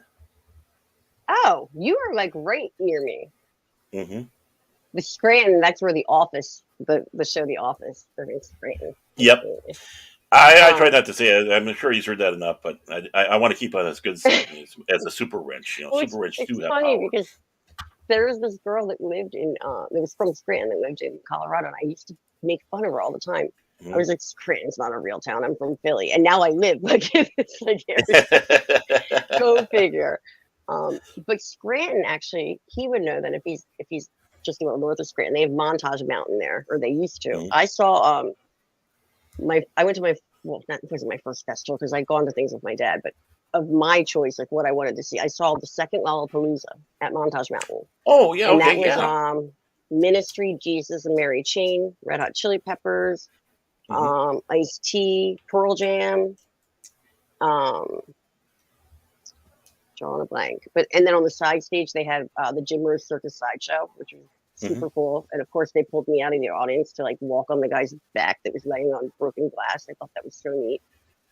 I'm not a sadist at all either, but I thought it was really cool to be able to walk on it. But yeah, that was at Montage Mountain, and that was. And and we were chatting, and oh, sorry, I Brahma's just wanted to Bullpen. comment. If you could highlight that '70s shows. And hi, Brahma's Bullpen. That '70s rock Okay. band. I said that '70s show. I say that all. Oh the yeah, time. yeah. Oh yeah, I know. So I saw that, and I haven't. I was going to watch it when I was eating, but I had too much stuff going on. I had some family things on the phone that I was dealing with. But I cannot wait. He made first of all, he has an amazing collection of vinyl music, and he has his own that show Talk and Roll that I was on. I think that's where you saw me. But he did a special about the Stranglers, which is a band I really like, and I forgot actually at this point. So I'm so excited after this to watch it. Really excited. Yeah. Everyone go check out his channel. It's cool. Yeah, well, thank you for that 70s rock fan. There we go. I want to make sure I said that right. He knows his music. Yeah, he knows his stuff. It's cool. And I know that we were talking before in the DMs there. You're saying that you're at Live 8 and a few of those others. Oh yeah, okay. Yeah, so I was at Live Aid, which was in 1984, which was like the OG. All I remember from it is Bruce Springsteen. And I just remember people everywhere. I mean, I was in '84. I was 6 years old, so I mean, I do remember it. I remember like my mom had a blanket out for us. You know what I mean? Like, but there was just people. I remember I'd never seen that many people in my life. Wow. And that was a very cool thing. I also went to the 1984 Olympics in Los Angeles, which is. Oh, you did? I got to, yeah, I did. I have a cool shirt from that. I won't bring that up right now though, because things going on. But I saw that one with the Russian and all. Yeah, on your yeah, and the I'm not 80s gonna show bring that it you up did. now. I'm like with everything, it's just too. I don't want to be insensitive now, but but yeah, and then they did in Philly. I think it was 20 years later. I want to say 17. Yeah, it would have been 2004. They did what was called Live 8, like the number 8, and it was in the same area, like in front of the art museum. They shut down all of like the Parkway, JFK, and stuff like that. Excuse me. And but it was totally different. Like it was fun. I took my one brother, Vinny, and the two things that really stood out to me were Will Smith played, and so he started with DJ Jazzy Jeff. And so they did DJ Jazzy Jeff and the Fresh Prince songs, and it was awesome. So it was like Parents Just Don't Understand and like stuff like that. And then all of a sudden it changed, and it was like na na na na na na na. Did the getting jiggy with it, and it was so much fun. I'm a dork, but it was so much fun. And then Def Leppard also played, and I had never seen Def Leppard before, so that was very cool. Yeah. Pour some sugar on me. I love that. Was song. it We Are the World? Wasn't that was Live Aid? We Are the World, right? I'm trying to remember. Yeah, I think I think they're affiliated with the two of them. I told you I have this. Yeah. I'm pulling stuff out of here. Yeah, and my favorite thing about that song is I think I put in the DM. That was my DJ bathroom song, because it was like long.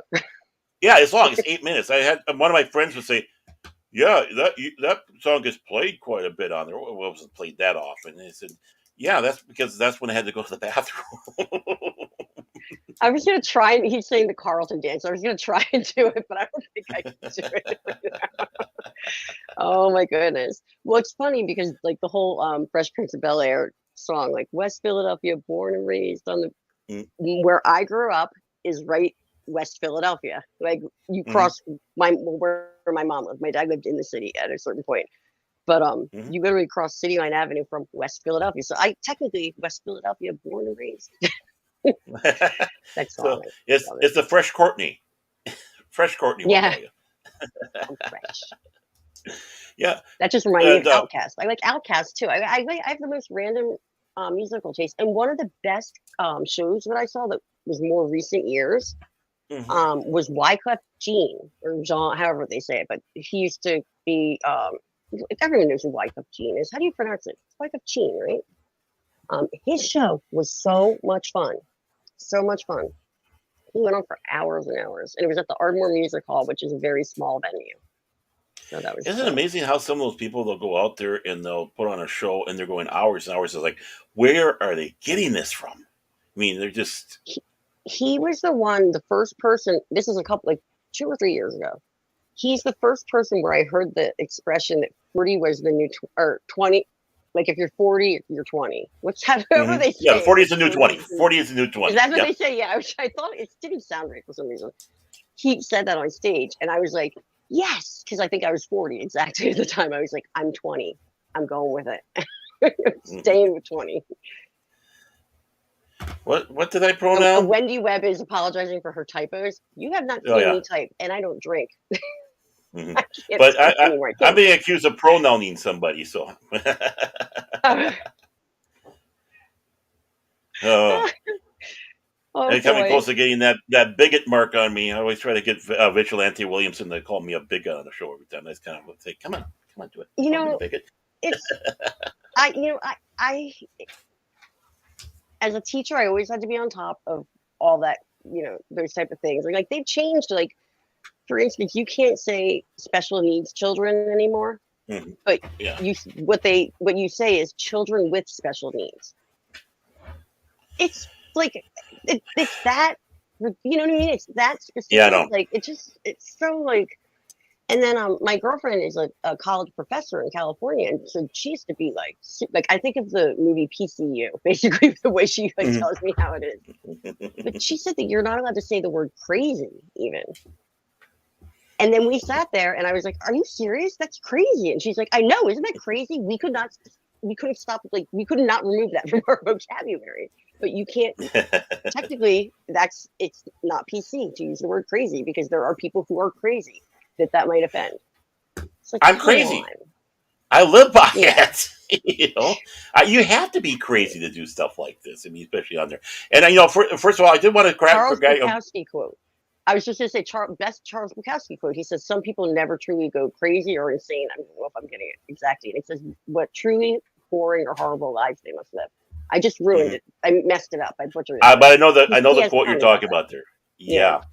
And of course, I just want to say thank you to Paul for getting you onto YouTube, by the way, and getting you onto that show. And I also want to congratulate you on your what is it, 6 years? You said now coming up here. It'll be 5 years. On 5 years, 31st. so half a decade. Wow. When you pat yourself on the back, just so you know, you always want to pat both sides because you're crossing your center area.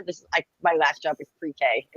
Oh, that's a healthy thing, and it uses both sides of your brain. So. I got one side. It's all I've mush. gone since I started drinking. So, and I had major drinking problems. Like I'm not just like a drinker, like I'm somebody that should not be drinking. I should not be. So I'm not, and I'm actually really super proud of myself. And it's not Paul; it was Pete that got me on YouTube. I just wanted to. Oh, Pete. Okay, Pete. Oh, my apologies. Yeah. It was a P word, so my apologies, Pete. You can get me up later. You can do a video on me.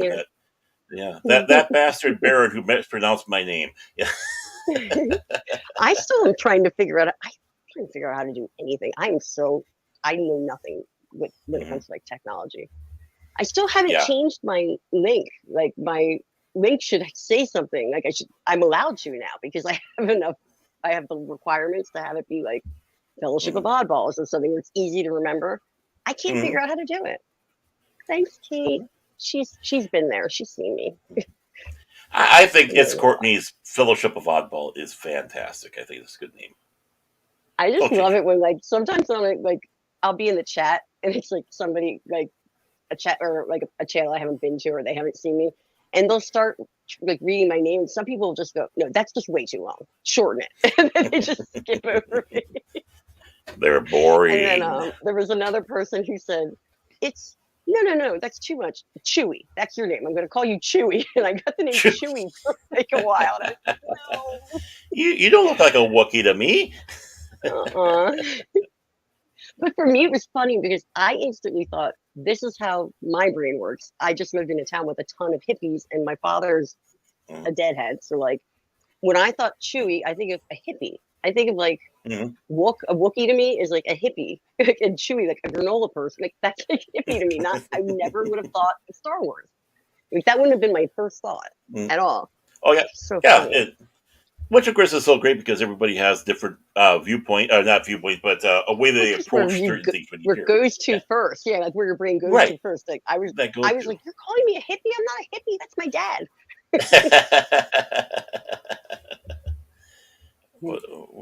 Anyone else remember the Wookiee song? Chewie, what a Wookiee! I don't remember that song. I am. No, I don't know. All okay. My experience with Star Wars. I loved Return of the Jedi when I was a Mhm. kid. I have Return of the Jedi sheets. Um, and of course I saw all three movies, but the first movie was I don't even think I was born. Was it 77 or 78? I was born in 77. 78. Yeah, 77. Yeah. And but I mean I saw it eventually in the 80s. And then Hmm. after that I went to the first whatever it was. And Hmm. Jar Jar Binks happened. Hmm. And I never ever I threw Star Wars out of my You still don't like everything. me here, Jar Jar Binks? I cannot even don't do it. Don't do it. Don't do it. Oh Sorry, I my had to. goodness. My apologies. Here, I'll do that for you. Chewy's an There you old go. hippie. I can see it. Ah, thank Mhm. you, Punk Waddle. See, Punk Waddle. He gets Yeah, it. I'm Punk Walk. pointing. It's rude to point, but I'm like pointing at him in the chat. I'm like, you get it. That makes him feel good if you point at him like that for that good reason. If it's a good point, if it's a good point, definitely on that one. Um, Oh, Kate remembers the song. You'll have to tell me okay, later, Kate. It's funny. I do Um, Chewbacca was Waki. Okay, I have to confess, I don't know. I don't Okay, know. This came from yeah. Clerks, it says. Someone Oh, saying. Clerks. Oh, okay. I probably do. My late I. girlfriend loved Jar Jar. I was horribly embarrassed. Thank you. I was going to say, don't tell me you love Jar Jar. We were going to be friends, Wendy. I'm just kidding. I would be friends with you anyway, but I just cannot. That, oh, it was, yeah, it I ruined think it. I only seen Clerks once, and that was 20 years ago. So it's like, Yeah, I haven't seen it in forever. I yeah. just remember them standing out front of the convenience store all the time, like uh, Silent Bob, I guess. Yeah, Jay and Silent Bob. I Yep. think. Yeah, I like Mallrats. They were in that too, I think. And you know what? I'm gonna have to Mm. throw that Minnesota thing in. That was filmed here at Eden Prairie, about not too far from where I live. Also, the Eden Oh, Prairie Mall. If you open up and see the opening of the film, you'll see the big water tower. It says Eden Prairie. There is no such thing as oh, Eden that's Prairie, New Jersey. cool. Yeah. So they filmed it in the mall before they did the big remodel in there. And of course, I always was going to that mall because that's where they had the bookstore and all that. And I go walking in one day, and there was the B. Dalton's bookstore. Well, they had one, and I noticed down the way there's, hey, it looks like it's a comic book store. So I go staggering down there to take a look. Hey, what's going on? I want to take a look in there. The place is all closed up. It's like, what the hell? This is prime time. Why is this comic book store closed and all that?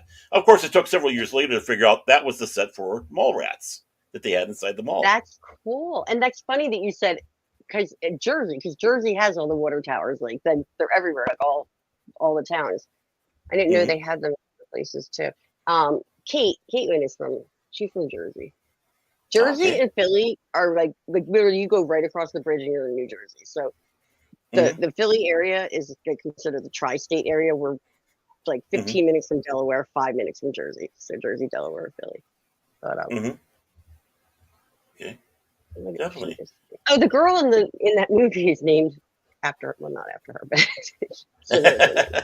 Funny. Yeah, because we kind of if you're it's kind of hard to be named after a character after you've been born for a while.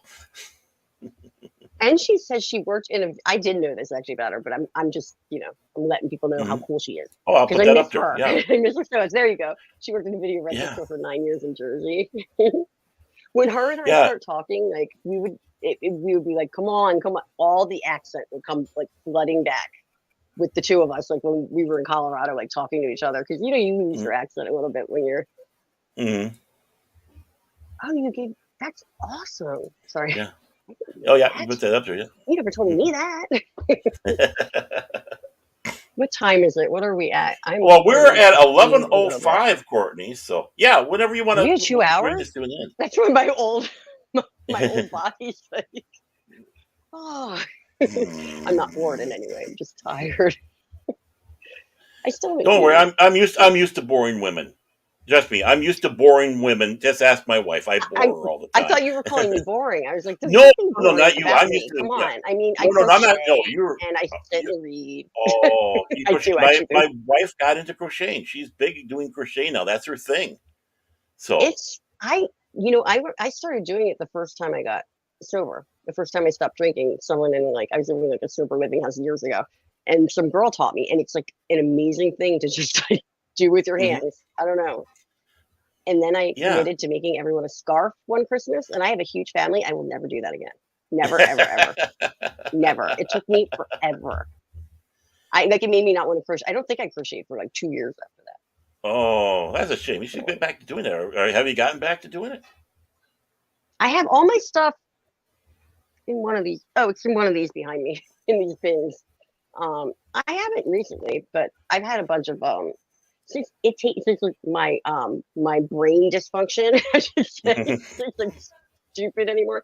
It takes me so long to do some of the I'm doing a lot of paperwork still. Like I was with the Mhm, divorce and stuff like that. So I didn't yeah, have time. I have to like a lot of. pace myself throughout the day. It's ridiculous, but it is what it is. Yeah, yeah, that's a big, it goes out there and gets you, going through all that stuff. I had to go through it myself, so it's like, but Yeah. when everything's done, it's like you can have that chance to have that breathe, and it's like, wow, now that's all done. Maybe I should go back to doing something I enjoy doing, or that, or stuff that Hmm. it's like, oh, I Yeah. put that on the shelf. So, And I'm but typically a spaz type person. Like I'm a go, go, go, go, go person. So it's been really hard for me to like figure out how to like, mhm, calm that mhm, down so that I don't use all my energy and I can't move the rest of it. but Kate, we're gonna I talk soon, honey. Okay. So I figure we are getting to that mark tonight, and it's getting late, and I do have to unfortunately get up in the morning. No, that's my struggle every day. Just getting out of bed, roll out of bed, flop on the floor. I can't work right now. I'm waiting. I'm doing the disability thing. Yeah, It is what it is. I know what I you mean. refuse to call myself disabled in my head, but Well, because you're still able in other areas. You got other things. Other than that, you keep that youth inside you. You keep that fire going, and that's I'm what's never gonna grow up. important. I'm a Toys R Us kid. Yeah, and those are coming back. And They're coming back now, so I can't wait. I'll be the first one in line. wait, what is coming back? Toys R Us? Toys R Us, yes, yes. I mean, they They're still have bringing them in Toys R Us Canada. back? I Oh, heard they they're do? coming back. Some company bought the I name and want all that, them. and they're.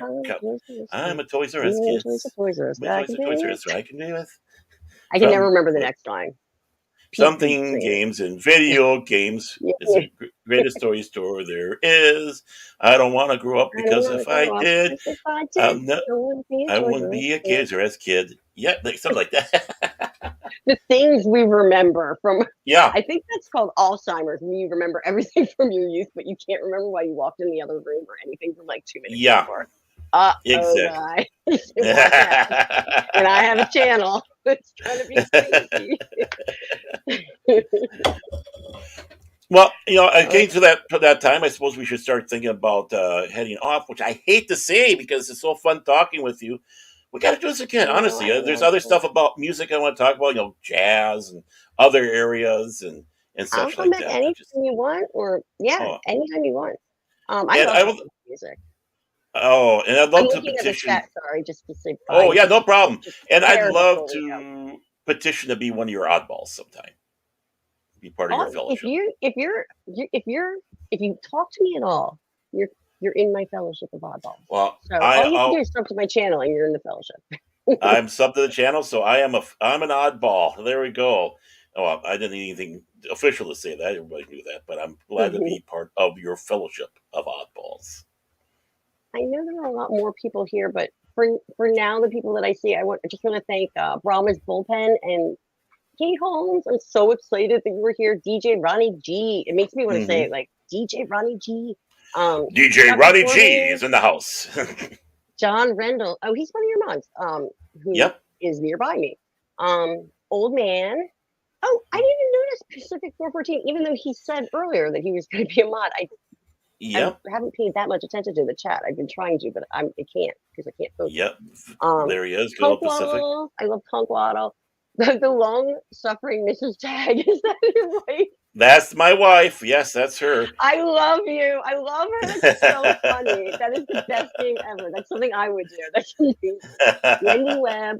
We got to meet sometime. I'm going to watch that Oh video. yeah. And Zach is the one that connected us for this show. Yes. Great. Yeah. And And I I'm know very there was a thankful. whole bunch of people here before. Like I saw Whoopi here. I Oh saw yeah. Let's see. There's uh, the guy yeah, with the Swole. Cthulhu name. Yeah. And of course, Puckwattle. We can't Oh forget yeah, that 70s Puckwattle rock and band was Winnie. here. Hmm. Um, There we go. And there. I Cron's don't know up who was here. here in the beginning. I feel Oh, I bad know. because And I I was think, trying yeah, to get my computer to work. It won't yeah, go we too had. fast. Yeah, I'm just going up my scroll here to see what we all I have know on here. Paulie was People were here, right? talking. I heard. No, it's Paulo. Paulo. Yeah, Polly wasn't, but Paulo was here. I Oh, don't know. okay. Hmm. Oh, Jenny was And here. yep, That Jenny was okay. here, I'm just and the saying, lovely maybe go shop. Sherry was here. Oh yeah, I love Sherry. Sherry's so sweet. Yeah, She supports everybody. And so does and of Punk course Waddle. Punk Waddle's a great supporter. Oh, and he Pete, is. creepy little book. Can't Yep, forget you, Peter. you can't do that. Brandon, the anime guy, was here. Oh, Deej Odyssey. Brandon was here. Cool. Deej Yeah, was Brandon was here. here. Yeah, Nice. Deej was here. Daytona Oh, and I Falls, know they were here. oh, Daytona popped in. Oh, cool. I Yeah, didn't see him. Thank you for coming, yeah, Daytona. yeah. And He's talking also about. Salty Texas C I think was in here, Yep. Hmm. and all the fellow they call us Wolf Brothers and Wolf Sisters. Oh, and Ashley Lynn Gaia Yeah. Storm, she was there. Yeah. Oh, of course, like I said, it was. Oh, Ashley was there too. Yeah. I do normally on Wednesday nights. I go on her. I usually go on her show Hmm. on Wednesdays. So she might have had to leave to go do her show. I think I Okay. did see her name like right when I signed on. Other Okay. than that, though, And enough said. I don't. Someone you know. yeah, Enough said. So. yeah, Okay. we're good. Do you have anything particular you wanted to plug? You that you want to let people know about? Anything special, particular show? Somebody you're going to be on with? Well, lately I've been on Sunday nights at 11, I believe it is East Coast time. I think it's 11 o'clock. Mhm. For the past couple weeks, and I think they want me to keep being there. I've been on Mark D with a C Oh yeah. channel, Hmm. and he does Sunday Night Geekery, and it's Steve Mitchum's on there, and Clobberin Times is on there, Hmm. and Pat Hobby. S usually is on there, and Good guys. that 70s rock band was on there. So yeah, so not if I have something going on, I may not be on there, but I'm gonna usually be on there on Sundays. Okay. And then everybody who knows my channel knows that I just pretty much I'm a random person. Like if I Hmm. plan something like the 80s special, I'll put something up a couple days before, but I'm more of a late night person that'll just like Pete and I'll be talking, and it's just like, let's stream. We're just going for it. And we like in an hour, we just start streaming. We did that last Yeah. Friday. We did a stream before his show and after his show. So I'm I do schedule. Yeah, I go on other people's channels more lately, but I like it because it's helping me to meet other people. You know what I mean, and draw them kind of Right. to me. And I'm so very happy that Zach sat back and said, "Hey, you should have Courtney on." It's like, hell yeah, I'll have Courtney on there. They're great. If she wants to be on, she's always got an invite here, and a door is always open for Courtney. That's you. He's so nice. And that was He so is. nice. I mean, everyone in that group is really nice. Yeah. And I've made it Brahma's known. Bullpen. Did I shout him out yet? Brahma's Bullpen. Yeah, I think He he was did. Yeah, on Brahma Bullpen. a show on why can't I think of the name? Oh my gosh, it was Wilton, but he's not here probably to help me out. Floral from Under a Rock, the green puppet. Okay. He did a show. It was on his channel, and it was called Just for Laughs, and we were all supposed to tell jokes, and it was actually kind of funny. It was stupid, but it was funny. Yeah, I was dirty just on jokes. something with him. Mhm. Yeah, well, that's me too, and we were told PG-13. So I came out with well, yeah, he got Floral from Under a Rock. He's still here. I came out with like these totally PG shark jokes, and then he tells some joke which I won't tell And then Sherry, the instigator, if she's still here, of course, I'm gonna point her out. She has like the best jokes, but they're not PG-13. So it went from there. It was funny. So we were bad. We were bad girls and boys. I was the only girl. I'm saying bad girls. They were bad boys, and I was a bad girl. You know, they corrupted they corrupted poor Courtney. How could they corrupt poor Courtney? Oh yeah. I was always the kid where, and it's funny because like I never get arrested. Well, I guess I'm good at getting away with things when I was younger, but I was always the kid that people like would not let, like parents wouldn't let their kids hang out with me, and I was like, I'm really not the bad influence, but maybe I was. And I want to make one correction here, Zax. I'm not the one that racked up the likes. It's my guests, especially people as wonderful as it's Courtney right there. So they're the ones that rack up because they're far more interesting than me. I can assure you that right now. That's why I enjoy having people like this. No, that is not true. You have very interesting things to say. Very, very interesting person. You're a weirdo and an oddball, and you belong in the fellowship, and that's a compliment. Most people would be like, I was going to say, you're going to make me blush with all those kind words you're giving me there. It's good to make people blush. That's why I have likes. Now I have to see like. Yeah, I'm going to have to. Now you got me curious here. How many likes do I have?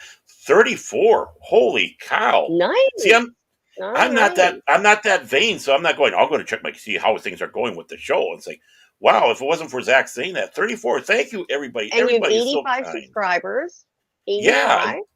That surprised the hell out of me too. Wow, thank you, everybody. I am humbled. I really am humbled. But I have to sit back and say, yes, people come on here. Yeah, Brandon, there he is. We're wrapping it up. Yeah, we're wrapping up there, Brandon, the troublemaker guy. Alcohol. And I had him on my first Baron After Dark. So I was looking at looking through the people, and I do remember seeing Wendy's name. The only one that I clicked on, and it was for like a minute because I just wanted to get an idea. Was Mexican Iron Man because I knew him the most. But I saw that you had Brandon and you had I think Salty Texas C and no, I have not had him yet, unfortunately. Maybe it wasn't him then. No, well, obviously it wasn't because you're telling me it's not. No, I've had Pacific on, and I've had Captain Trek Pacific, of course, Brandon 24/7 Fusion on, Mexican Iron Man on. Wendy Webb, of course, and John Fusion. Yeah, he's cool. He's a New York boy, New Yorker. Yeah, down in Texas. So he keeps on talking about, I want to go back to Queens. I want to go back home and visit home. He still has it though. Like you can just tell the people that are. And I spent a lot of time in New York, so yeah, I have family that still lives there. So it's like I like that connection. Yeah, I mean, if you can bring 24 out of the city, but out of New York, but you can't take New York out of that guy. That's for sure. So that's a great comment. I've heard that with white trash as well. Like they say you can take the boy away from the white trash, but you can't take the white trash out of the boy. I've heard that with so many different things, but I've never heard it with the city. The city kid thing, that's a real thing. But now I think I might have crossed over because I'm old. Yeah. I don't know. You're not old. I'm old. I got a few years up. I'm 10 years ahead of you there. So I was watching this. We will wrap it up. I was watching this video, and people with my condition, they consider elderly once you reach the age 50. Well, you know why? Like, no, I'm elderly at 50. That's not fair. You want to know why? That's when they start sending the AARP cards out. I'm not kidding. The moment you hit 50, my former wife, she's 12 years older than me. And of course, I was still married to her when she turned 50. The moment she turned 50, we were just deluged with AARP cards left and right. I thought it was because, I've had to get all procedures that you get at age 50, colonoscopies. I've had to have all that done in my 30s even. So I thought it was because of, our length of, lifespan or something. That's so funny. Oh. You're not elderly. The pic with Courtney and Fang was epic. Here, I'll pull it up one more time. Oh yeah, that pic. Yeah, please do. Yeah. Well, and then that positive. And while she's bringing, I feel like a badass. Oh, you are a badass. You should feel that way. You are, and I mean that. And while she's doing that, though, I might as well do a little plugging on my end here. Mike was kind enough to have me go on his channel at the Pacific 414 this Saturday. What time is that? Please put that in the chat. I said 7 o'clock, but I don't know if that was Eastern or Pacific time on that one, Pacific. And of course, I'll be there at 7 o'clock. We'll just put that up here, and so I can make that bigger. Let me make that bigger again for everybody to look at that. Yes, And Brandon, you're close to being elderly. No. and you see that cutie back there on the guitar? That is the beautiful, lovely, Who's talented that hot Miss Courtney. blonde Yeah, back there there? we go. It's a bass. It's a Fender PB. Actually, no, it's not. I had to borrow someone's bass that night. Oh, It's okay. funny. It wasn't my bass. But yeah, there she is, just rocking it out, everybody. That's 100% awesome on that. Oops, Those were the days. Those, everyone knew. Yeah, no, that show is definitely not acceptable Oh anymore. no, not anymore. Okay, yeah, 7 Central and 8 p.m. So definitely Cool. go on over to Pacific's page this Saturday at 7 p.m. And just a second here, let me see. I have to write 8 p.m. for Yep. myself. Yeah, I'm only Mountain Time and East Coast Time because of where I live, but I can obviously do that. Yeah, I mean, yeah, I've been having to play with good old time zones a lot more lately. And With while YouTube, I'm here, yeah, you gotta yeah. figure them out. Well, there was a time when I was having to do it internationally because I was being involved with international stuff. So it's like, okay, it's this time here. I have to do that 6 hours. And of course, this is for our friend 414, his page there. So please join him on Saturday at 7 p.m. Central Standard Time. I'll be on that show with him. I'm looking forward to it as Nice. well. So Very talking cool. about. And of course, I do this every week. I don't have a guest lined up yet. I'll have to work on a guest for it next week. But you can always catch me every Sunday. And forgive me here, I'm going to have to take that down so we can actually see what we have going on there. Oh, you with 24/7, right? Yes, I am. Yep, every Sunday, Yeah, I watched 5:15. you last week. Yeah, I like him. Oh, yeah. He's cool. He is a cool guy. He's my brother, and so you catch me with 24/7 Fusion Media, Fat Steven Seagal, Vigilante Williamson. No Yeah. way. Yeah, he's on there Nice. too. I always try to get him to call me a bigot every episode, and he's quit doing that. No, you expect me to do that. I'm not doing that. So, okay. I So love one it of these days, when him when he goes on his large women rants, I should say. oh, He's really funny. well, if you ever get Guys, to talk to him, if you talk to him, ask him how the wives of prisoners, the guys who are in prisons, are how his dating life is with that. He hates that. I have a lot of criminals in my family, so I could probably have a good He goes, conversation. it was one time in 2006. You're not letting it go. So yeah, he's a great. Well, before we go to one funny story on that one too is the other week he was unable to do the show because he was traveling home. He was in Dallas. He was in the same town as 24, and he's going through the airport. He decides to on his phone, just call in and say hi and all that and all that. He's still alive. And Sentient Dildo, I'm sure you're familiar with Sentient Dildo, Buzz Buzz Buzz, was making comments, and he says something about he's sitting there in the airport. Says Cynthia Dildo's name, and all of a sudden he's starting getting people looking over to him as he's talking. It's like, oh, that's right. I forgot. People are not familiar to all of this. I just because I'm on my phone a lot, and so I can't really tag people. I can't do it quick enough. I just always like DLDO. So like he knows. We'll see you in the stream. I'm like, hi Dildo, and like with Wookiee Supremacy, I always write Wook. That's it. Wook. Zach has an easy name. That girl 6, she's got an easy name. I do not. Now I know why people go crazy with my name, but for some reason I get satisfaction out of it because it's ridiculous. And I realize that. But I'm not changing it because people remember that it's the extremely long name. Yeah. Well, look at me. Baron Norman Tag. I mean, that's a big mouthful right there.